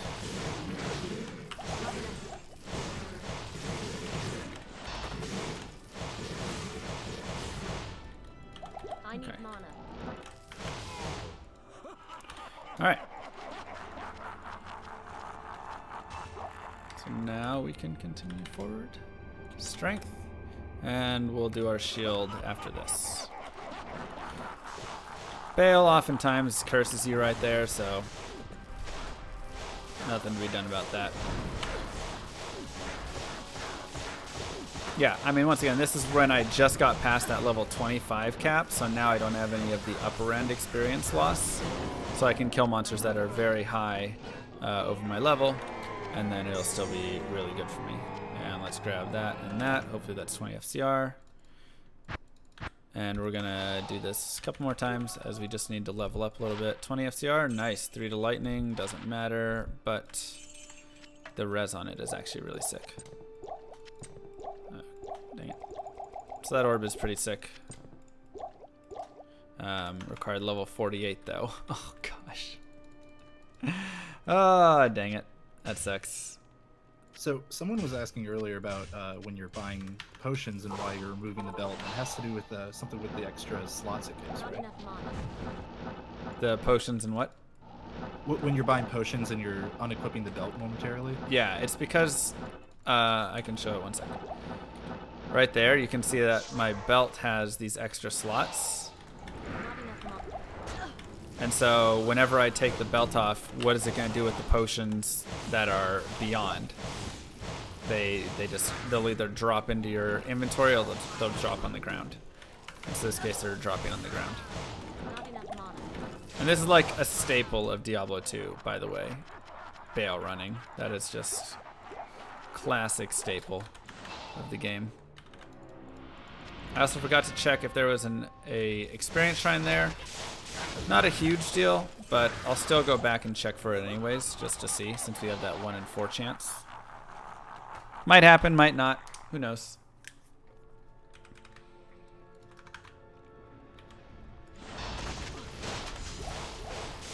And the reason that's very useful at a vendor, I would imagine, is because you can refill the belt immediately. So The what's basically useful? Use it as a transfer mechanism. What was that? I missed what you said. At vendors, I imagine that the reason it's very useful Oh, is because you can refill the belt right away and just Correct. kind of use it as a little transfer mechanism to buy Correct. a bunch at once. Yep. So that transfer is super huge. Okay, so once again, just because this guy is lightning enchant, easiest way to deal with him is to just leave. Bring him outside and then go ahead.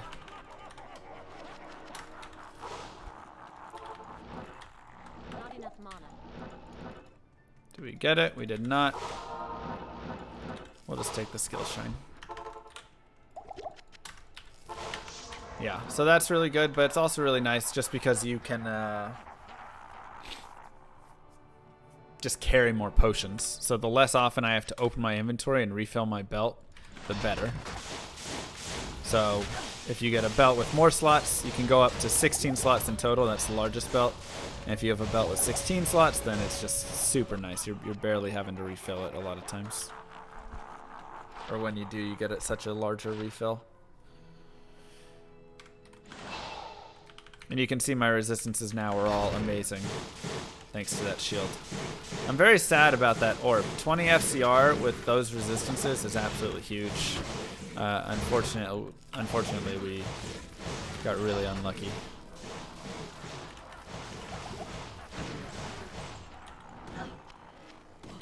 I like to go ahead and continue killing Bale.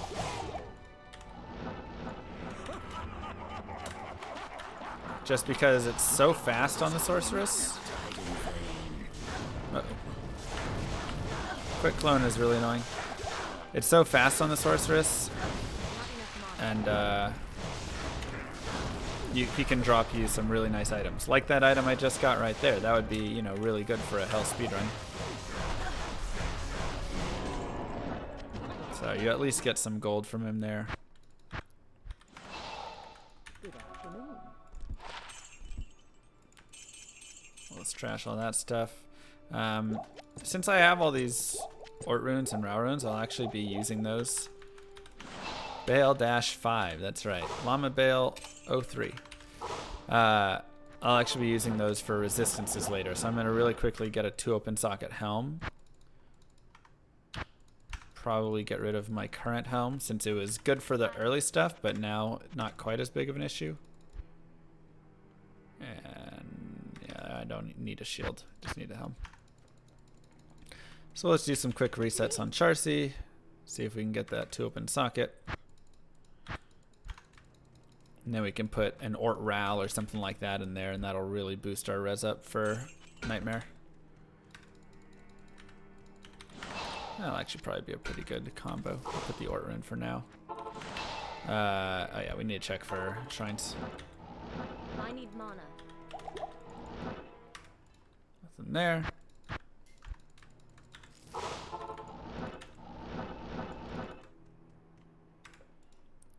Nothing there. But I mean, this is like the best shrine placement I've ever had in my entire D2 career right here, which is the reason that this run has done so well. Having 4 shrines right next to a waypoint. Normally I'm having to teleport like all over a map trying to check 4 shrines. So having all of them right here is kind of crazy. Saves a lot of time.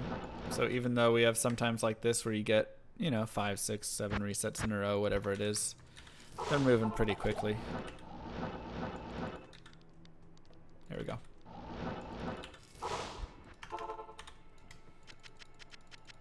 We can just go forward. We don't need to.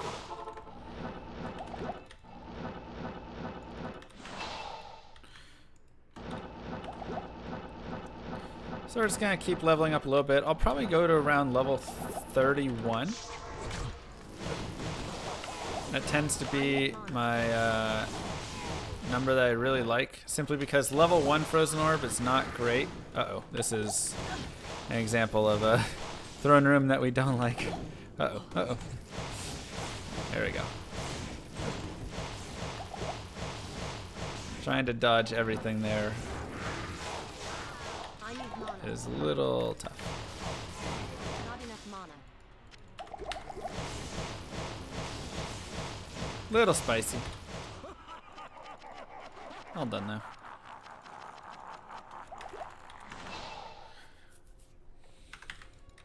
So yeah, like level 31, simply because I'm going to be respecking into Frozen Orb. And then when I'm in Frozen Orb, at level 31, the damage is just so much better than at level 30. So unless I have some sort of plus to skills, I'm generally waiting till 31 to move forward. Which is why those experience shrines are really nice.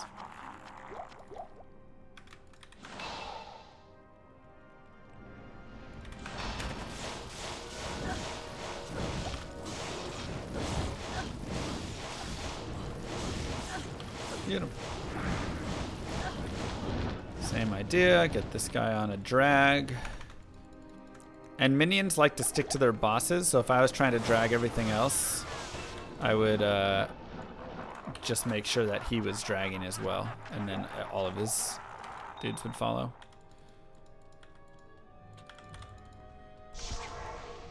We'll go ahead and let him spawn that wave, and now we can go get our experience shrine.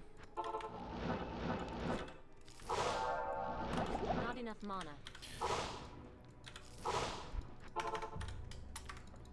And a couple mana potions, because we are really short. How may I be of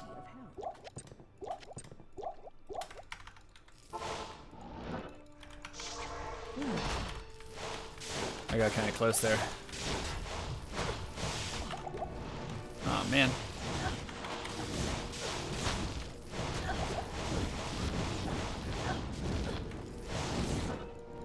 Come here.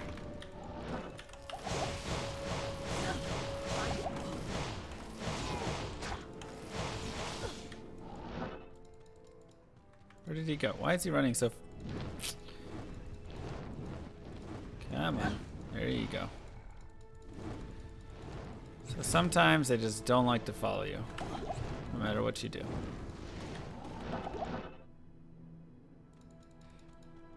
And I think we still have... yep. A couple guys got stuck up high. Had to go up high enough to lose my experience shrine, so that really sucks. Sometimes things happen. You just run into situations. We still got it for one of the waves, but the best wave to have it for is this final wave for sure. So, Bale countered my strat. Well played, my friend. Well played.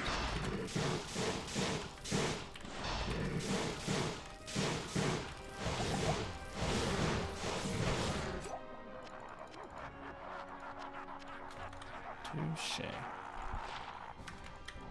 Nothing really there.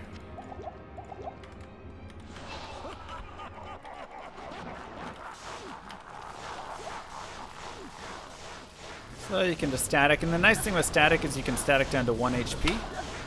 In Nightmare, you can only static down to 33% of HP.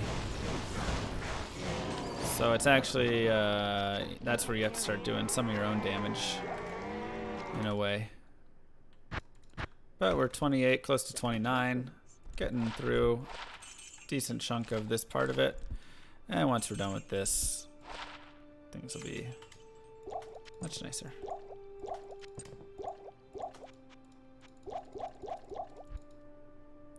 And there is 20 faster cast rate for 30 grand.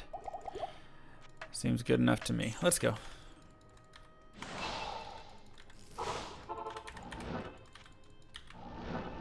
I need mana.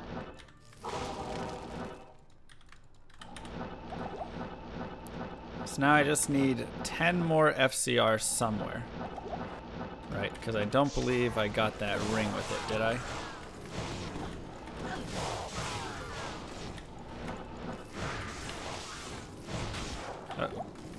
Oh, jeez. A lot of stuff in these.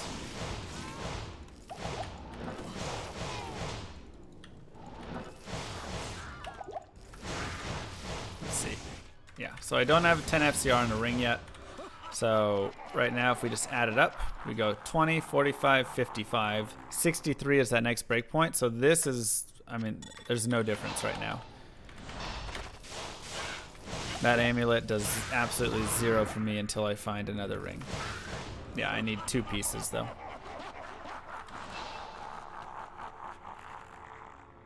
Need 1 more piece here or here. But I can, thanks to having that amulet in this 20 FCR1 now, I can either replace the amulet, or if I find a really good 10 FCR, I can use that. Or if I find a 10 faster cast rate ring, then we're good there as well. So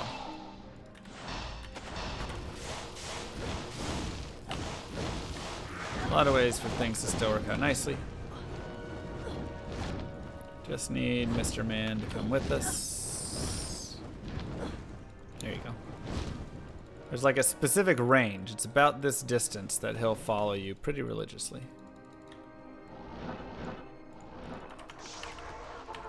See if we can get lucky with another shrine since I didn't pre-farm it. Hey. RNG.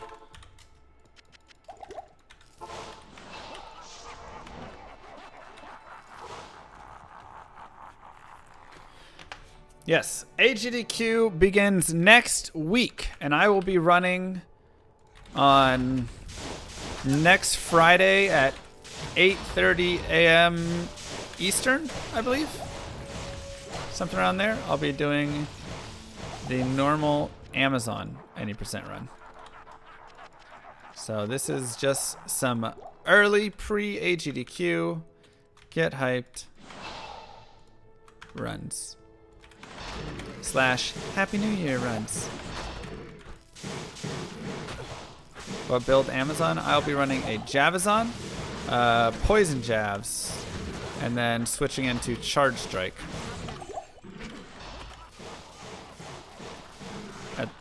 towards the very end.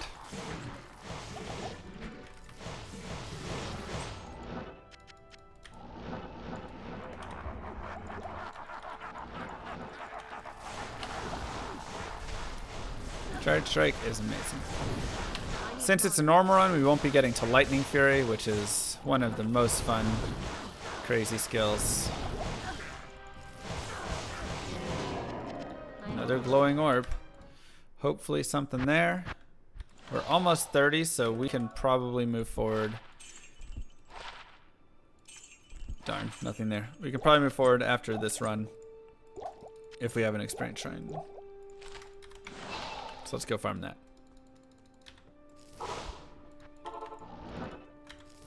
That was hard. All right.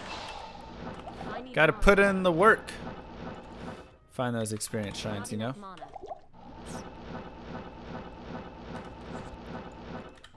Selling a blaze orb. Ah, yes, the beautiful skill of blaze. What's funny is I did a blaze sorceress run one time, and it actually wasn't bad. I think I ended like an hour 50, and I was pretty just whatever about it. And who else is here? Someone down here? And at the same time, it killed Diablo faster than any other strategy kills Diablo. Because when you lay down 30 stacks, 40 stacks of blaze, and then Diablo spawns on top of it, he just blows up instantly. One of the funniest unexpected moments I have had playing Diablo. So, shout out to Blaze. I might drop this 7 to life. That's kinda just in the way. Blaze, not blade. Blaze is a fire skill that lets you have fire run behind you. It's not great, but it got the job done.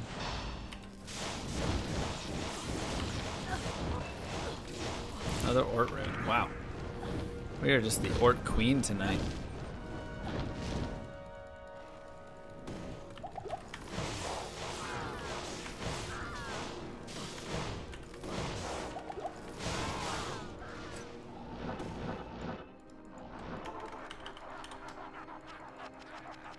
Okay.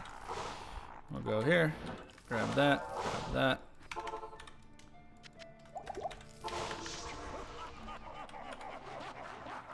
Lightning Mastery, so we do have 30. Very nice.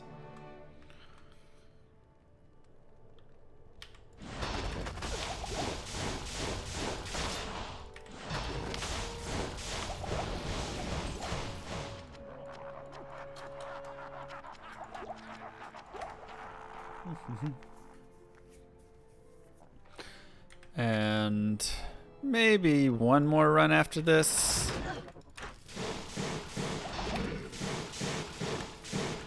It's always tight on that decision almost. But there's so much experience to be gained from these guys with an experience shrine.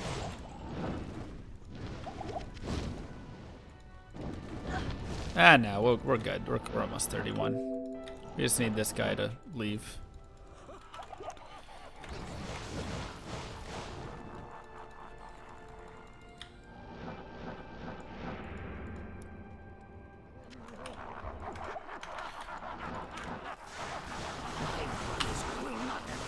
Diablo 4 at AGDQ? Diablo 2 at AGDQ. Yeah. I need mana.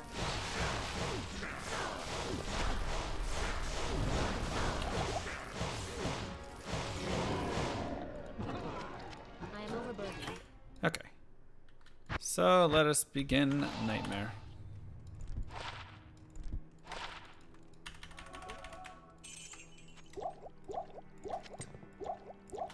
100K in the bank. Resistances are pretty decent. I have the option for one more res of any of my choice, except cold res right now, but I have these two.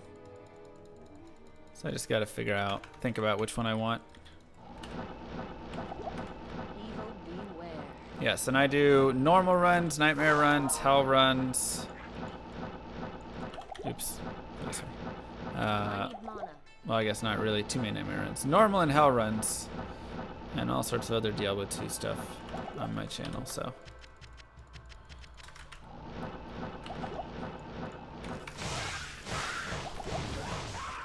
And we have a demon hide sash right there, which is really nice. Not enough mana. Gotta love that. And there was also a circlet somewhere on the ground. There it is. I want the circlet. You never know with circlets.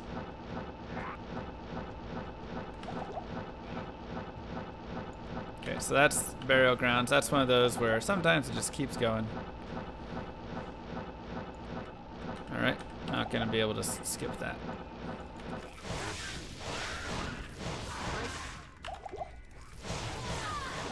I am overburdened.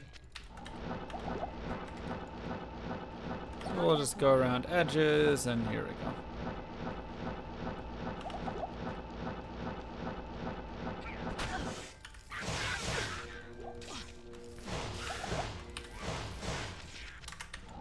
Not enough mana. I need And mana. at this point, I'll go back and do the Den of Evil and respec as well. Once I get out of here and just get to probably Outer Cloister. Let's go ahead and go back this way.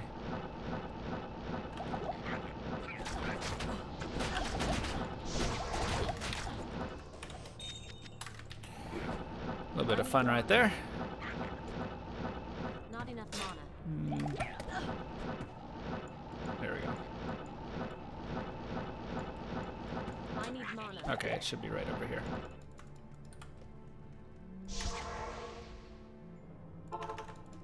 Get some potions. So yeah, now the game starts to get a little bit harder. Ah, one to elemental skills. Darn. Game starts to get a little bit harder as things kind of deal with us a little bit more. But now we have the 16 slots, which is really nice. Not here. This map tells me I need to go to the top left to get out.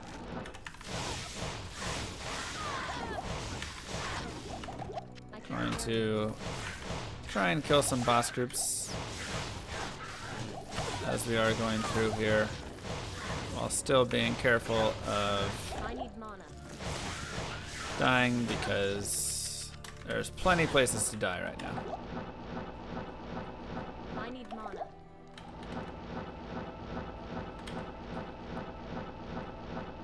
Not enough mana. There's a waypoint, but I need mana. we'll just continue forward. Something like Fanaticism, Bone Skelly Archers just isn't quite as appealing to me. So I'm gonna do a quick gnaw to those guys. Altarial stronghold. And we'll just go back to the Den of Evil here.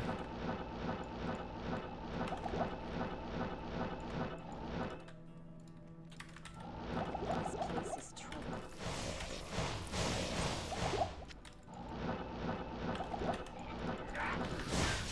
So shouldn't be too long, and then we're gonna move into our next spec, which is going to be Frozen Orb. Frozen Orb is the best spec for this point in the game. Later on, you can argue Blizzard is better as you gain more skill points, simply because Frozen Orb starts to lose. It doesn't have as many synergies, so it kind of loses out on stuff there. But Not enough mana. for now, Frozen Orb, that is why it has been chosen. Oh my gosh. And this is like the fun of when they hit you first. That right there is the perfect example.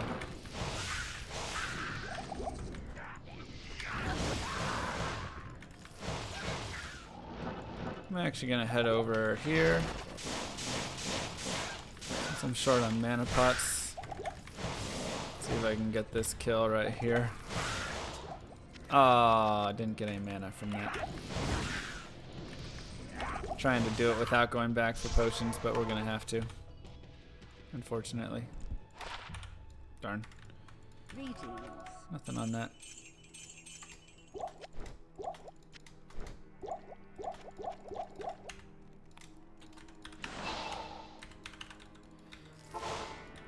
And on this next respec, I'll also probably put a little bit more into energy. I need Which mana. generally, if you're playing like online and building a real character, you don't want to be putting points into energy. Not enough mana. Generally, that's one that you just wait on. I need mana. But in a speed run, when you are very undergeared and stuff, having those points in energy can actually do a lot for you.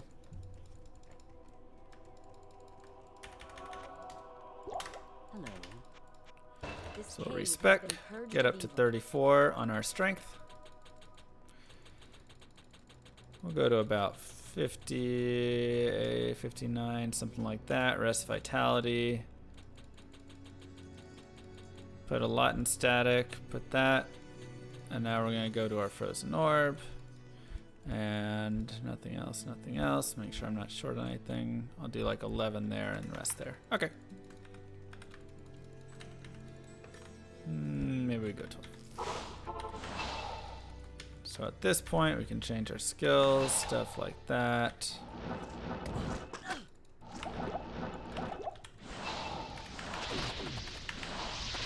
And so now we're going to be a balance of static and frozen orb.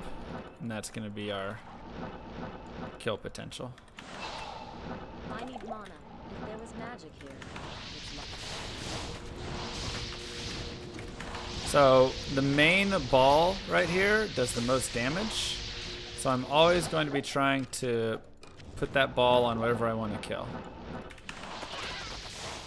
The rest of the stuff is nice, and the little bolts can do some damage, but having that ball go through, and then additionally if it can explode on top of the monster, that is when it is most valuable.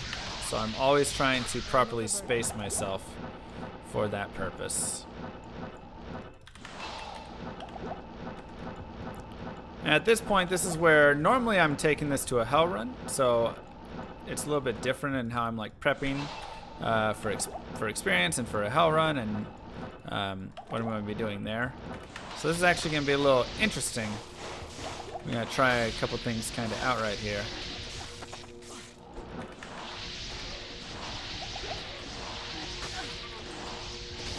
Just to figure out what exactly we think the best places to kind of make sure I get my experience, but also get further, because I'm not going to be doing any bail runs or anything like that.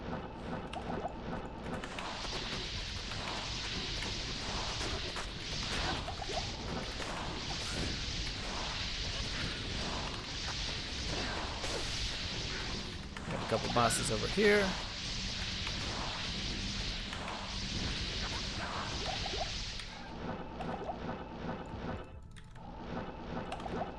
This place chills me to the bone. Level 2. Yeah, so a lot of runs go to hell or normal. That is the standard in Diablo 2 speedrunning, is a hell or a normal run. This one I kind of did for timing purposes to nightmare, but a lot of them you're running hell or normal. And they can get extremely difficult when you start going for hell runs, especially when you're doing hell hardcore runs and things like that. They just get absolutely disgusting sometimes. Forget that. I need mana. So with the orb explosion, do you have like strats for bosses and stuff? Or are you gonna try to have really good spacing, or maybe do it right before the boss spawns, stuff like that? Yeah, so it's always, I mean, the bosses are all spawned immediately except Diablo. Oh, okay. So nothing really there, but it's always just kind of that spacing, really trying to make sure that you have just the right distance. I need mana. So like when I get in here, you can kind of see. I'll set a TP up just to be safe. Obviously, I want to static her down, and this is why I have such a big range of static, because even when I'm like all the way over here, I've invested so many skill points in it, so that way I have a giant range. So I don't have to be right next to anything getting hit. The more I can static, and basically the better it gets. So what I'll actually do here is I'll do something where I try and keep the orb inside of her as long as possible by bouncing back and forth, and then if she runs with me, which she's not really because she's stopping to attack. It's very unfortunate timing. Oh, but if she turns around, then she'll keep running with the orb, and then it'll explode right around the same time. So she's not really doing it right now. She doesn't want to play nice.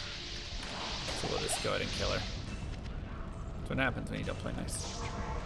AI manipulation is like sometimes some of the coolest strats when it comes to speedruns. Oh yeah, it's really fun. So you'll see that even more with Duriel. Duriel is a great example of it, where I'll be doing back and forth, always trying to keep that orb, because the longer that orb is there, the more damage that I'm going to end up doing. And if we get 10 FCR on that ring, we did not. Would have been really nice. So I probably don't need to pick up much more gold for the rest of this run. Just because I have that orb, which is worth another 25, 30 grand. I guess 25 would be here. Right there in my stash, plus the 140k that I'm sitting on. So at this point I can kind of move forward and really just focus on killing stuff, picking up a couple things that are worth some gold, and then just trying to move as fast as possible. Jewel had 5% light res on it. So I would have kept it if it had really good light res. I could have gone and used my socket quest on my 20 faster cast rate 1, which still might have been something that I should have done anyways when I was in Act 5 right before I left. And then I could have put a nice jewel into it. So sometimes you can get really sick jewels, and that can be a great strategy. But in this case, it wasn't too much. So yeah, this is, just kind of grinding experience as we're running through. A blue demon hide sash is better than a white one. Barely. 1 to light radius doesn't really do much for me. Could have been 24 res or some hit recovery or something like that. So.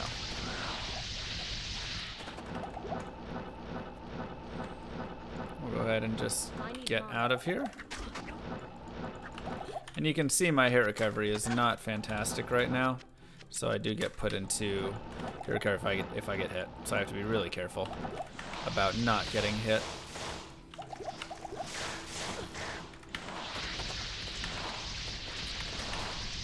But yeah, just leveling up a little bit along the way. Obviously I can always get levels later on. So it's never like the end if you can't get your levels at some point in Nightmare, I'd say. But it's one of those where if you can just kind of get them as you're moving forward, it can do a lot for you. Especially when you're just presented with such good boss groups right along the way. So like here, I'll grab this quarterstaff just because I have the space. If I had to like empty potions out and stuff for it, I probably wouldn't have grabbed it.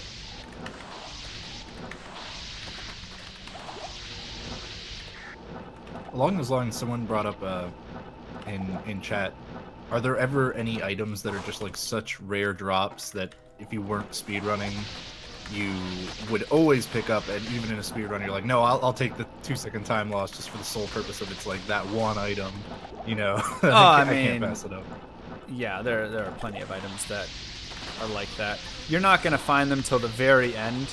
But the nice thing is, pretty much all those items are going to be worth a lot of gold, right?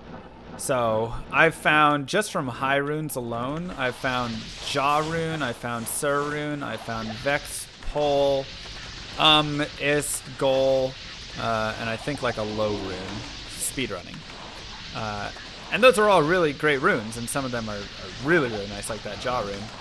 And there's nothing more painful than everybody watching who has, wanted to find that rune for the longest time to watch me sell it for 35 grand because, hey, good money, like Now I can afford a bunch of potions. So it's unfortunate sometimes. Sometimes I just keep it just for the sake of, you know, chat. And sometimes there could be something like it could be good, you know, something as simple as like Jaw Rune I'll never use, but like a Vex Rune. I found a Vex and a Pole, I think, in the same run one time. So there was like a chance that we had, you know, we could have maybe made a Hodo, which highly doubtful, but small chance. But even just finding like a 4-open socket flail can be hard enough, so. But there's all sorts of stuff that you do find along the way that you can't use or is just a really good item. Talzami and things like that. And so you just kind of laugh. You get used to it eventually. I was always that way with Kingdom Hearts runs too, is every now and then you'd get an item drop that you're like, I can throw this on a party member just so I can keep the item. Right, exactly. It'll cost me 5 seconds, but who cares? It's worth it. Gotta have some fun, right? Every now and then. Okay, we'll just grab this amulet here.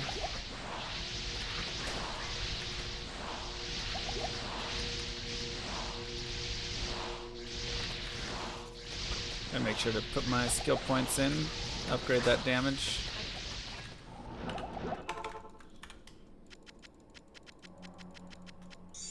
If this was hardcore, I'd definitely be saving my whatever's a little bit more, my rejuves, and being a little more cautious with that stuff.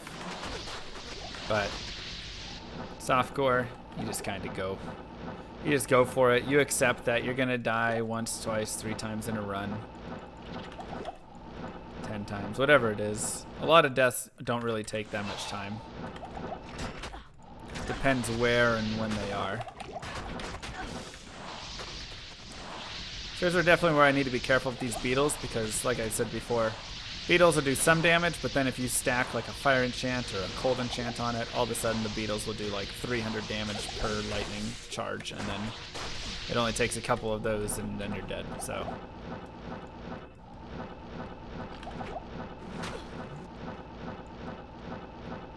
Let's see where this is taking us.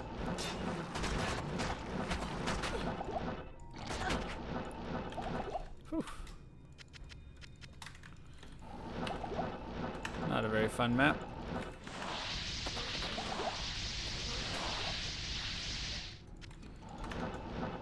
And like I was saying before, these maps can get very, very much just horrible, right?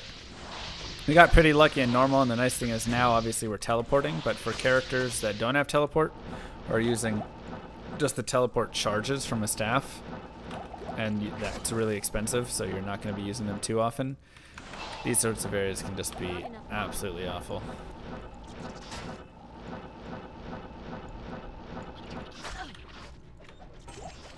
But we got that. All good. And now we can continue into the Arcane Sanctuary.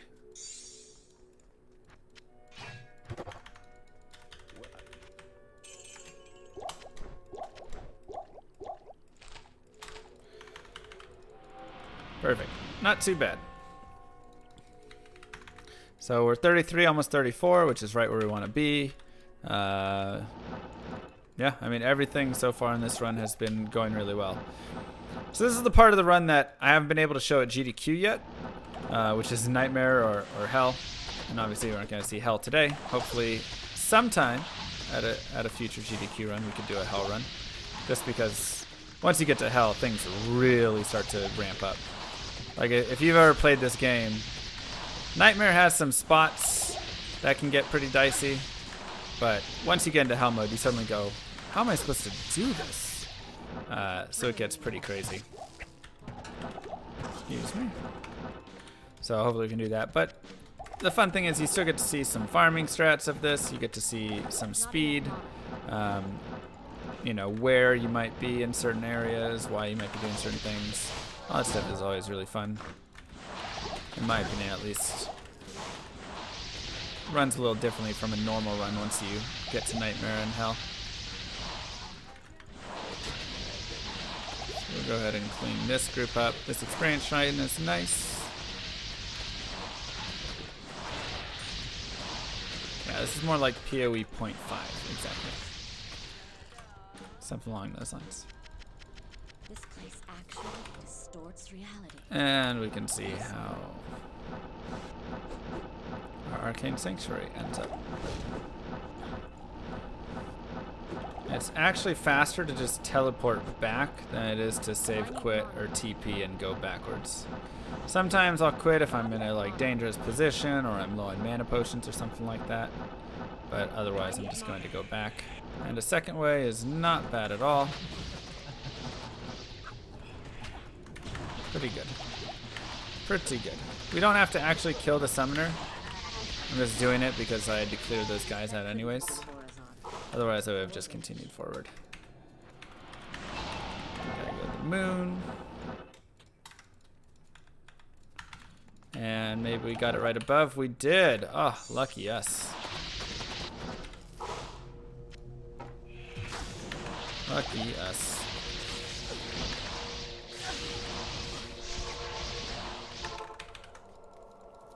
So sometimes you can just bet on that sort of turnaround.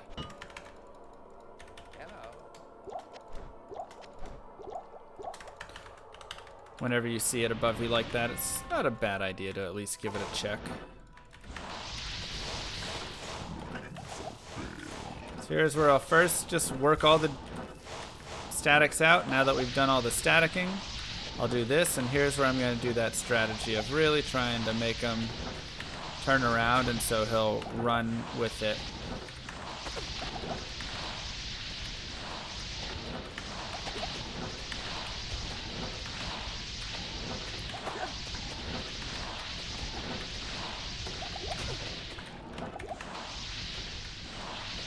AGDQ is starting Sunday. Is that right? What time on Sunday is it starting?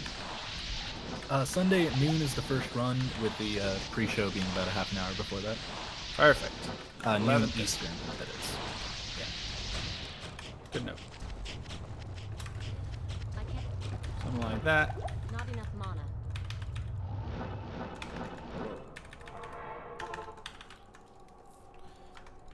And that is Act 2.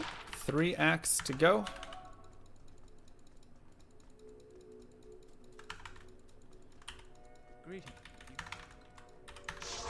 Perfect. And we have 34 at this point as well, which is really nice. So I'll definitely probably get a couple levels here, and then the main level stuff will come in Act 4, I would say. When you're doing the Chaos Sanctuary and stuff, that's a great place to just pick up some really good experience. Hopefully we get a good area here and we don't get too lost. As I said before, the jungle maps can always be a little bit annoying. This is also a place where I would say deaths start happening in a run usually. If you get just even the tiny bit careless in Act 4, you can just stumble upon some really rough deaths. Let me make sure it's not over there. Okay.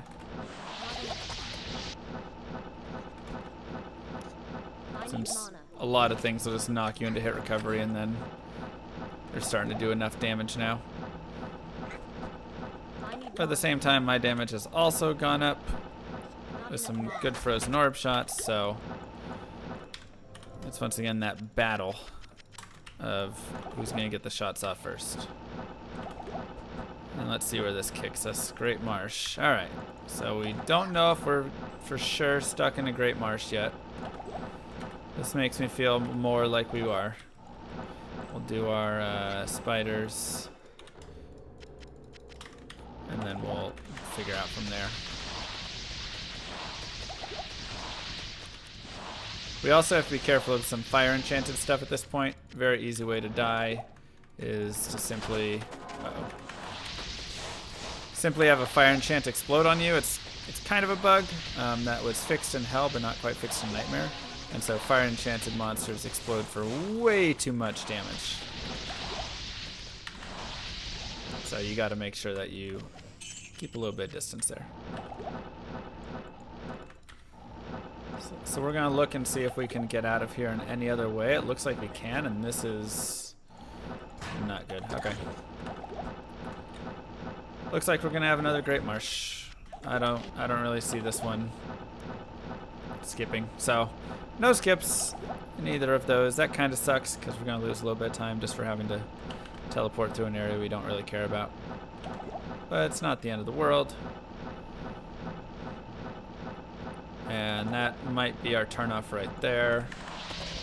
Wherever that long bridge is usually a good indication of somewhere there might be a turn. I'm going to go ahead and check on this up route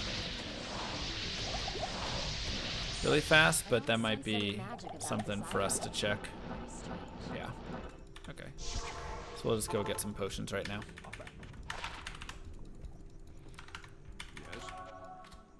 I can't. I'm not really going to care about that figurine right now. In a longer run, hell run, I would definitely have that. But in a nightmare run, like I said, it's kind of same with the resistances. One of those that we can probably just skip.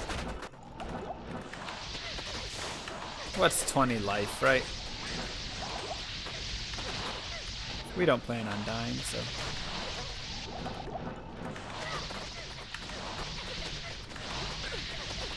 So these guys are actually decent experience here, so I'll farm a little bit in Act 3 right now.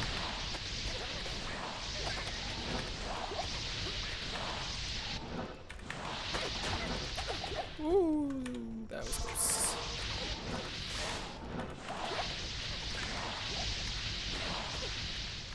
More cursed. Alright. I like getting that waypoint. Having a little bit of safety is always really nice. Just in the event that you have to reset, save, quit, whatever it is.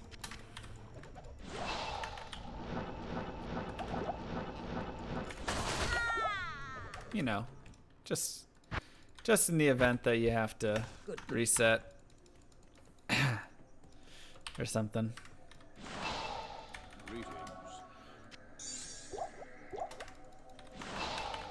That's why you get a nice safety TP. I was just showing off the importance of it. That death was intentional. Just to make sure everybody's aware of that. Definitely planned. I'm gonna go ahead and go Rowring up here. Definitely a planned death. Show the importance of it.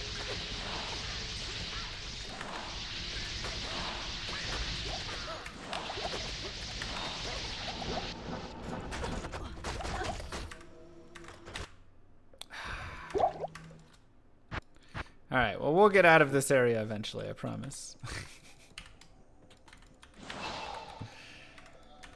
You just wanted to reinforce, like, right? You know, that you were dying intentionally. Like, they didn't believe you the first time. So Right. you guys didn't believe me. There you go. Can we move on, chat? Or not? I thought I could escape. That's why I unpaused there. We could not. Oh, jeez. Oh, this is just not fun now.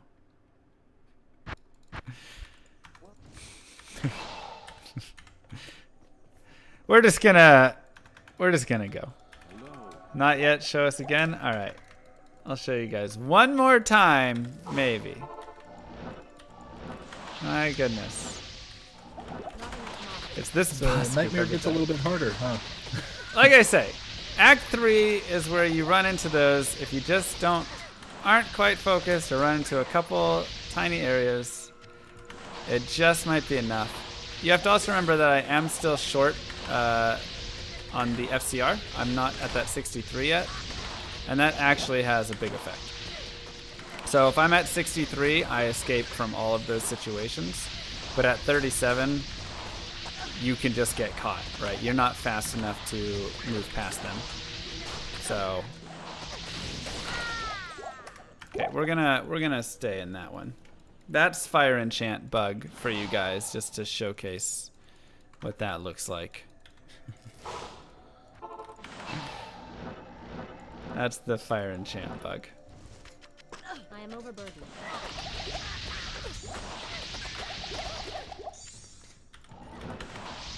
Man, how many boss groups were there right here? Like 4? I am amazed at how many bosses we ran into I am overburdened. in that one tiny little area. All right. So now we're gonna stay alive for the rest of the run. I just wanted to show you guys fire enchant bug, what it looks like when you rip a couple times, you know, some of the basics. Just some basics of the game.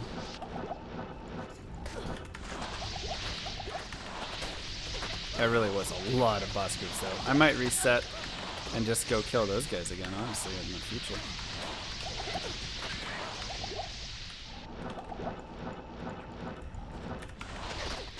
Not right now. We're gonna proceed through the game at this point. But later on, just for the sake of getting all that juicy experience.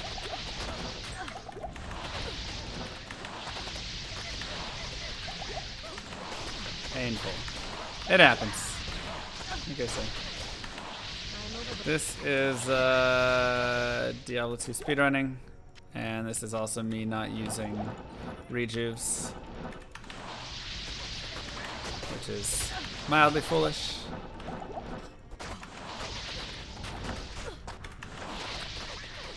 Combine those two facts, you're gonna run into a couple deaths.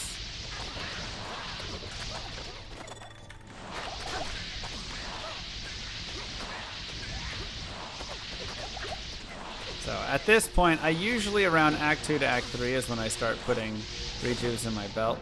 And I really hope that we can get faster cast rate from this right here. So we're gonna turn this in, get another ring, and please, oh, it's so bad. It's so bad, everybody. That one hurts. That one hurts right there.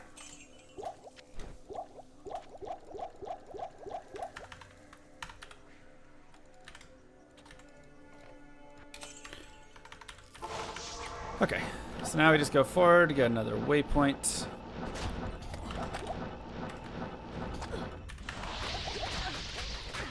Oof. I'm just getting caught everywhere right now. Nowhere is safe. I can't carry anymore. Probably not worth stopping to pick that. Would you ever gamble for FCR? I did one time when I had like so much gold, but generally gambling is super expensive and just not going to be worth it. And yes, you did hear that correctly. I am playing in a tiny window, and it is very easy to click outside of that window. I need mana.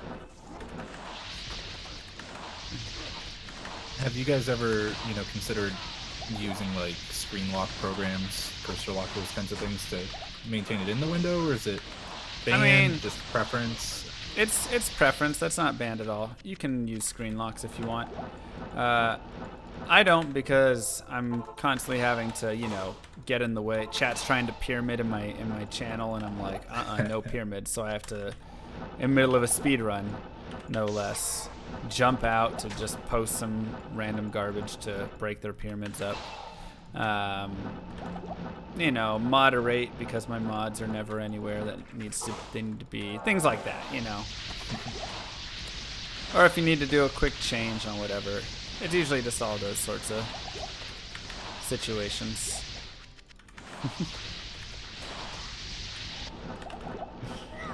Oh, jeez. Okay. So, we will fight this for a good experience, especially with an experience shrine.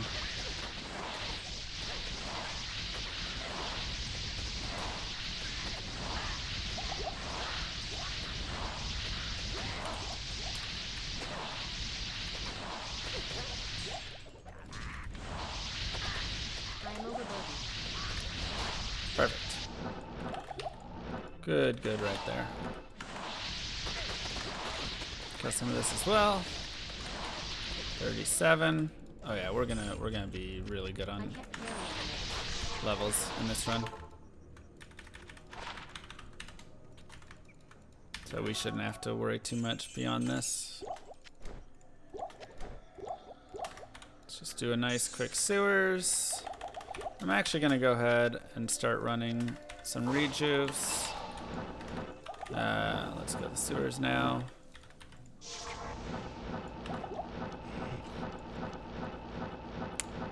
Some dolls I could have killed right there, but there's also a lot of danger in killing dolls. So you always want to run this map clockwise. It's going to be your best bet. Another ring. I would love to find that final faster cast rate Not enough piece mana. from it.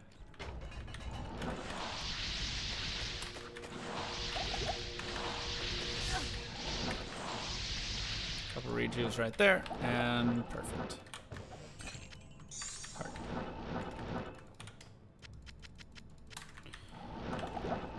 Okay. So at this point, Trav and Ray for Act 4. Act 4 should move pretty quickly. Act 5 will take a tiny bit more time.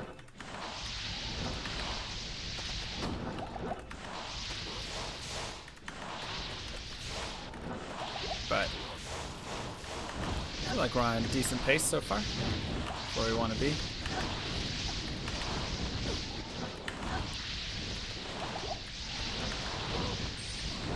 And these guys are also really good gold. And not horrible experience, to be honest. And there is your fire enchant bug once again, in case chat was really curious what it looks like.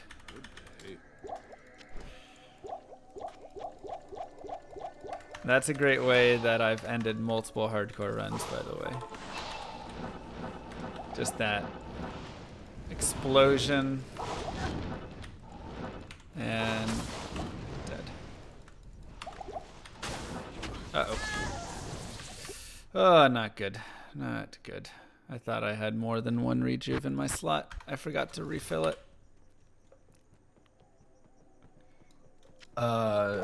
Apparently Twitch has murdered the stream or something. I think we might be having technical issues. Really? So you might want to stop for a moment. I think unless it's back up. Okay, I think it might be back up. Is it? Are we down or up? I think we're back up. All right. Things were a little weird for a moment there, but I think we're good. Okay.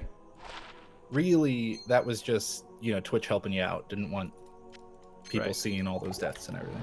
All those deaths. I didn't die once. There was Yeah. an issue where it actually bugged, showed a different runner for a brief second, dying on the Sorceress. Yeah, that's what I'm saying. Twitch was just helping you out. Like It a was just- noob. yeah. Whoever that person was. Yeah. Not our best Act 3 nightmare. Still not horrible because we got really good experience from all those things. Definitely one too many deaths. And now for the Darts of Hate, which is like one of the longest, worst maps.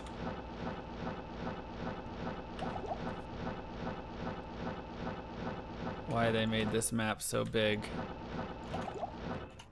nobody will ever know. Oh boy.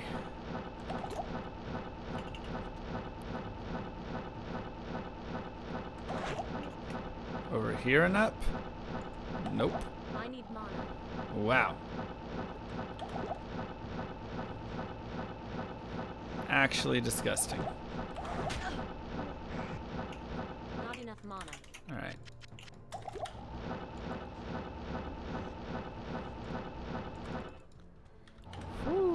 Because of Mephisto runs. I mean, yeah, that's why they did it. To slow them down a little bit.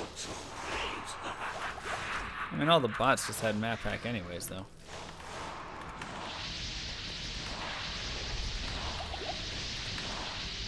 Gross map.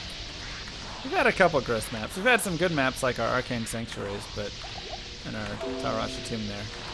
But man, we have had some nasty ones too.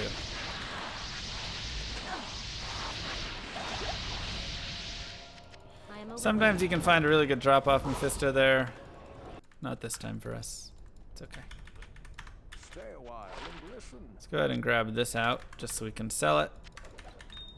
37.5, closing in on 38.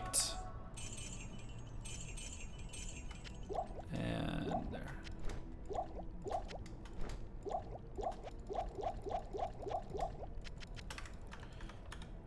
Perfect.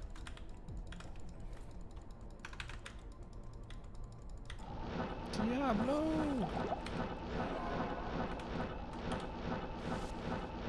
Since I still have this experience shrine, actually, I might kill a couple Not enough mana. bosses if I stumble upon them. I need mana.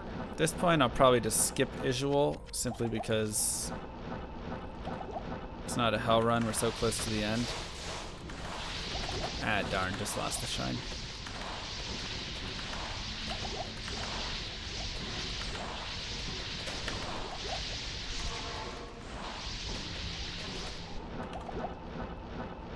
So we're just gonna find this waypoint. Make sure we have our armor on. There we go.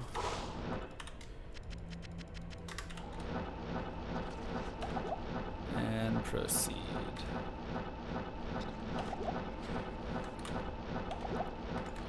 Pretty good River of Flame again. So another question I've seen pop up a couple times is Sure. why you're saving some of your skill points.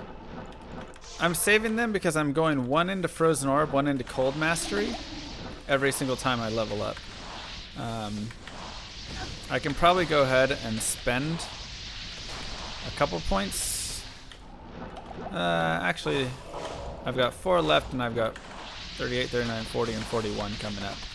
So that'll actually be good for me. Yeah, so it's because I only get 1 skill point per level. I can only level one of them up, and because of the skill amount or whatever you want to call it, you can't just have like a maxed level 20 as soon as you hit level 30. So by saving the skill points, oh gosh, that's really bad. I'm dead. That's so bad. My teleport didn't go off. Okay.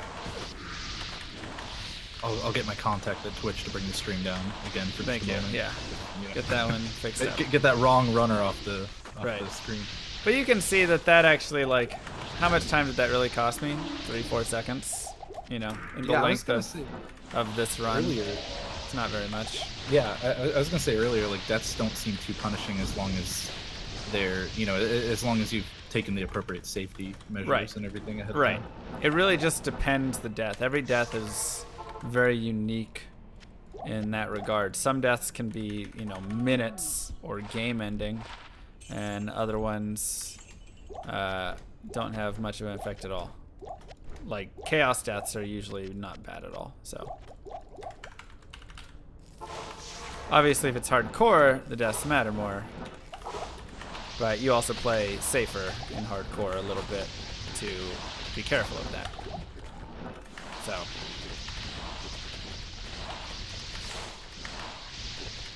whenever you're playing softcore, you're just trying to be a speedrunner and run as fast as you can, and sometimes taking a 3, 4, 5 second death for all of the time saved by not being safe can be worth it. I'd say in this run, these deaths have been long enough that it hasn't been like crazy worth it by any means, but it still hasn't been awful.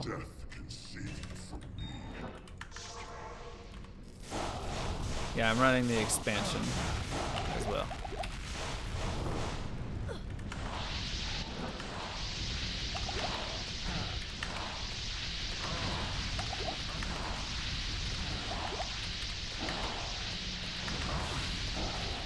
Didn't quite get as much experience as I wanted in Act 4. So this will leave us a little bit experience shy. We're going to have to go make that up somewhere.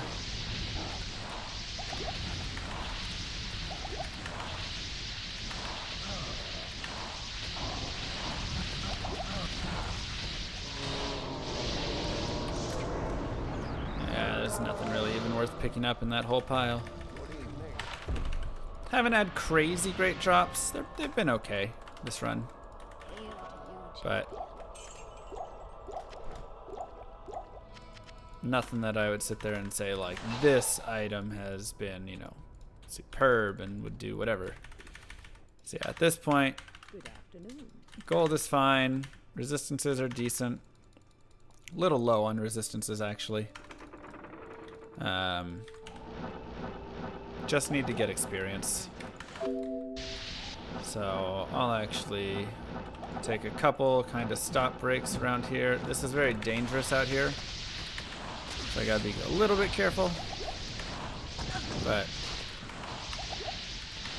try and stop at a couple places, just get some experience, and hopefully get 40 right before we get to Ancients. And we'll just take this up and play a little safe and grab that first.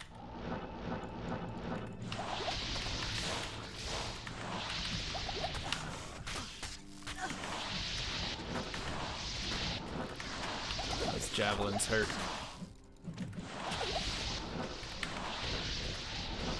Javelins and archers is pretty brutal.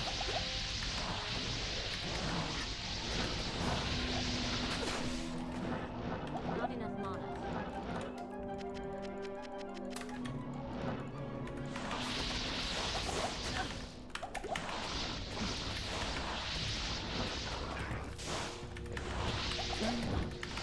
So just killing this, another boss that, and this is one that I can always just reset if I really need to come back and get a tiny bit more experience. So I'll just play with those two guys,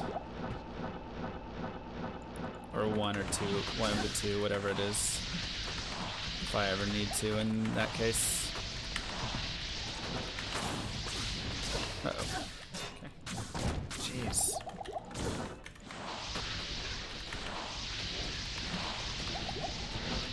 Damage is high.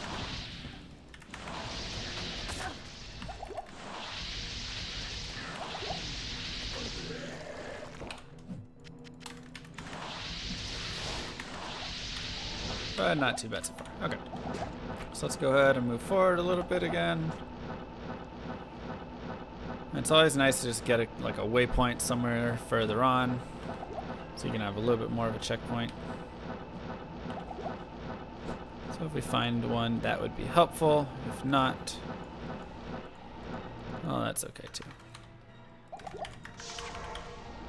And no barbs get saved today. In a hell run, we'd probably save those barbs. There we go. So now I'll just go back, get some potions.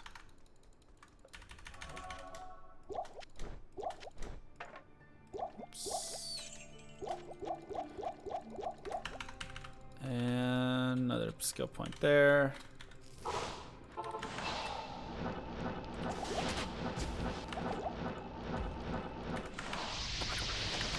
Kill a couple things just to try and gain a little bit of experience here.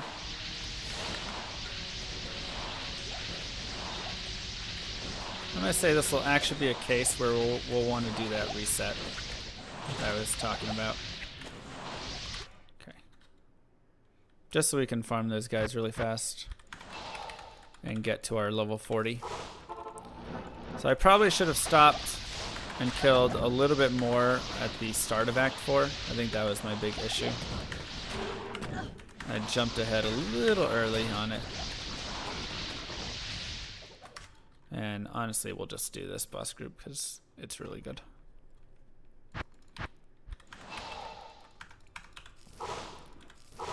And then this is the final bit of leveling that must be done.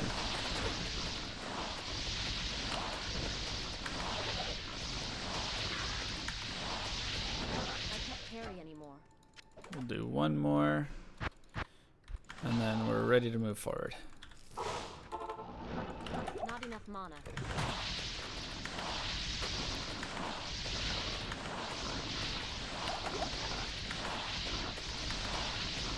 Cold source OP. I can't carry anymore.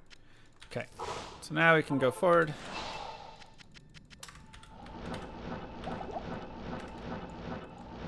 And And we'll just need to get some sort of kill.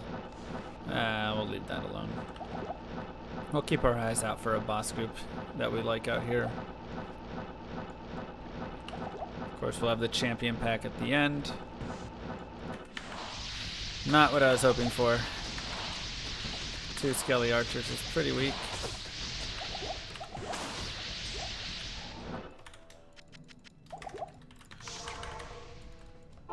And let's make sure we get more Town Portal Scrolls.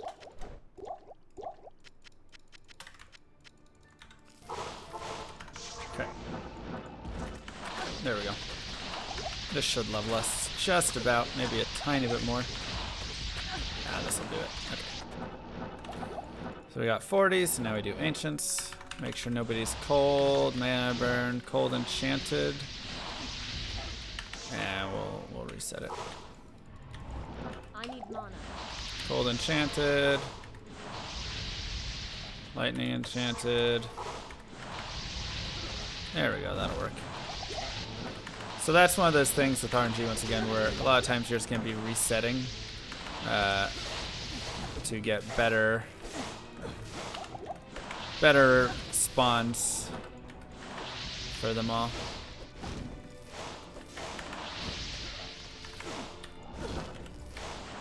That was close.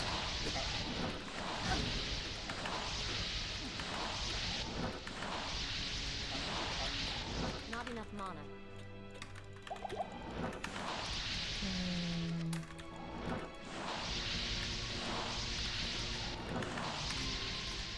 Health.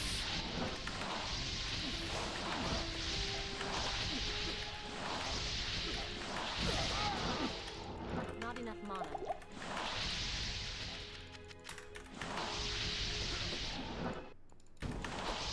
And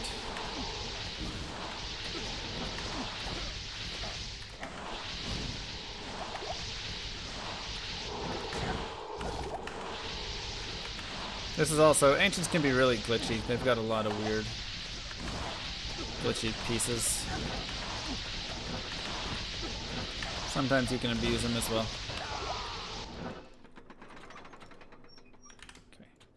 So now we've spent all of our skill points. We'll get final wave of potions. Maybe need one more, but almost final wave.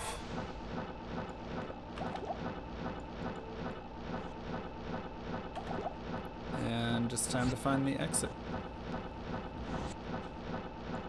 Oof, dead end. We also have Death Lords down here, which is really scary because if you just get caught in the wrong spot, even the tiniest bit, good chance you just die. Oh, Conviction Souls. Woo. That is some serious danger right there. That is one of the best hardcore character killers in the game. We gotta go past him again. Alright. Not enough mana.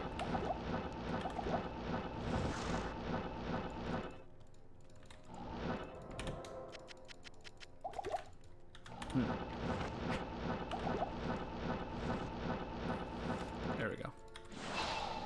That is one of the best boss killers in the game. Many people have lost a high level to that. That and exploding dolls.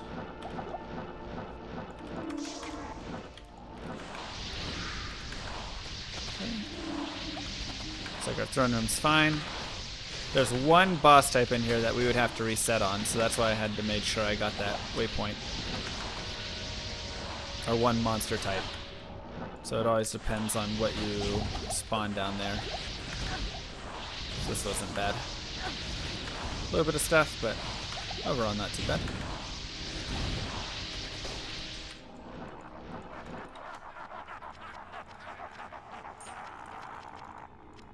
And timer stop will be on Bale's death. We've got, a couple minutes till that, but hopefully we don't have wave 2 spawn cold.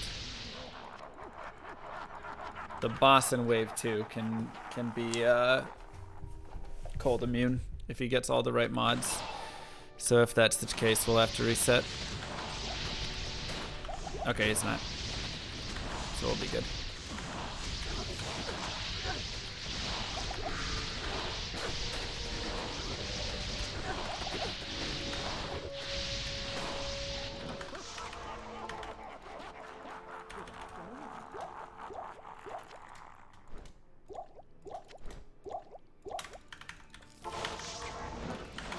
Yes, this is almost over, everybody.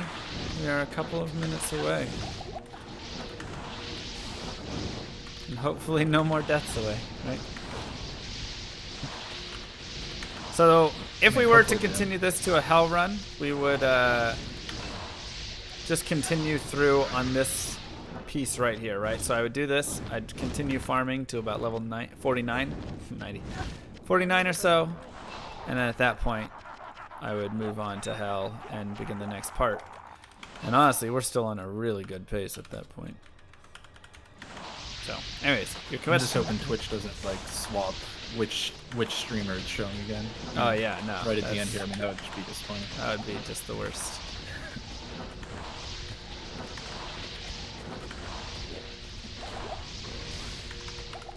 So we'll kill this group.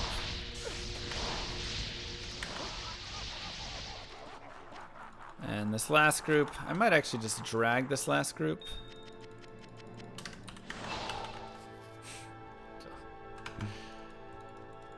We can kill them, but I think it would technically actually be faster just to drag them out. Well, never mind that. There are curses and awful things out there, so we will just kill them instead.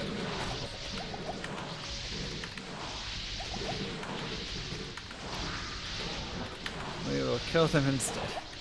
Too many monsters outside.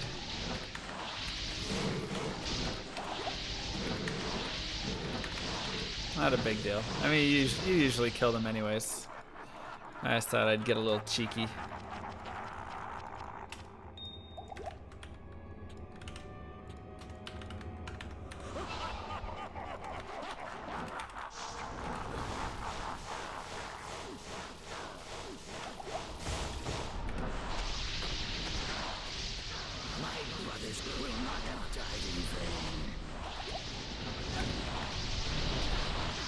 Alright, time's coming up.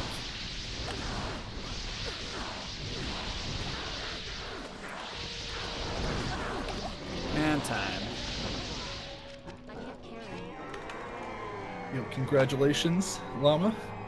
Easy. Thank you. Sneaking in just underestimate there. Whew. For what was very clearly a pretty intense run. So that's pretty awesome. I just had to completely guess where this time would end up. 255, I thought, that might actually be a little fast. That worked out well. That worked out. Yeah, extremely it well. really did. That was really fun to watch. I mean, as I mentioned to you before we started talking, I don't really know much about Diablo 2 or anything, but I really enjoyed watching that and hearing your commentary and, you know, watching whoever that other runner was, you know, that SC Amal guy. Right, yeah. Or CS Amal. Yeah, whoever that was. Whoever he is. Yeah, showed up and died a few times. That was kind of entertaining. But yeah, go yeah. ahead. Any last words or anything? Thank you everybody for being here and hanging out. I hope you enjoyed the run. Remember, AGDQ is coming up Sunday at noon or 11:30 for the pre-show. So we'll be starting up. I will be running there on Friday. I'll be doing the any percent normal Amazon. So that will be a lot of fun. It runs very differently from a Sorceress. So even though you watch this run, it'll look completely different. I promise. Also has its moments of frustration and craziness, but it's still fun. I'll have to check that one out myself now that I know a little bit about this. After watching this run. But yeah, thank you everybody for watching, and please be sure to follow Mr. Llama SC here and also check out his run at AGDQ. Like you said, that starts on Sunday at noon Eastern, 11:30 a.m. for the pre-show, which should be fun as always.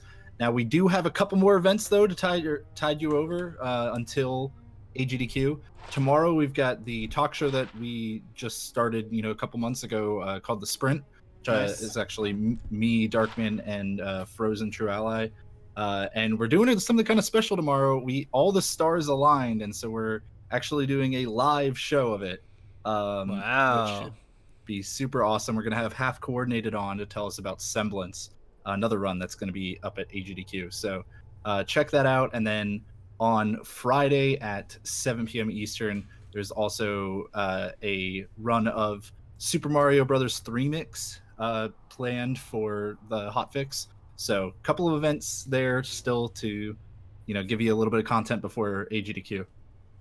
And we'll see you all very soon. Hopefully, some of you tomorrow. Perfect. Thank you so much. Appreciate it. Mr. Llama SD Muffins.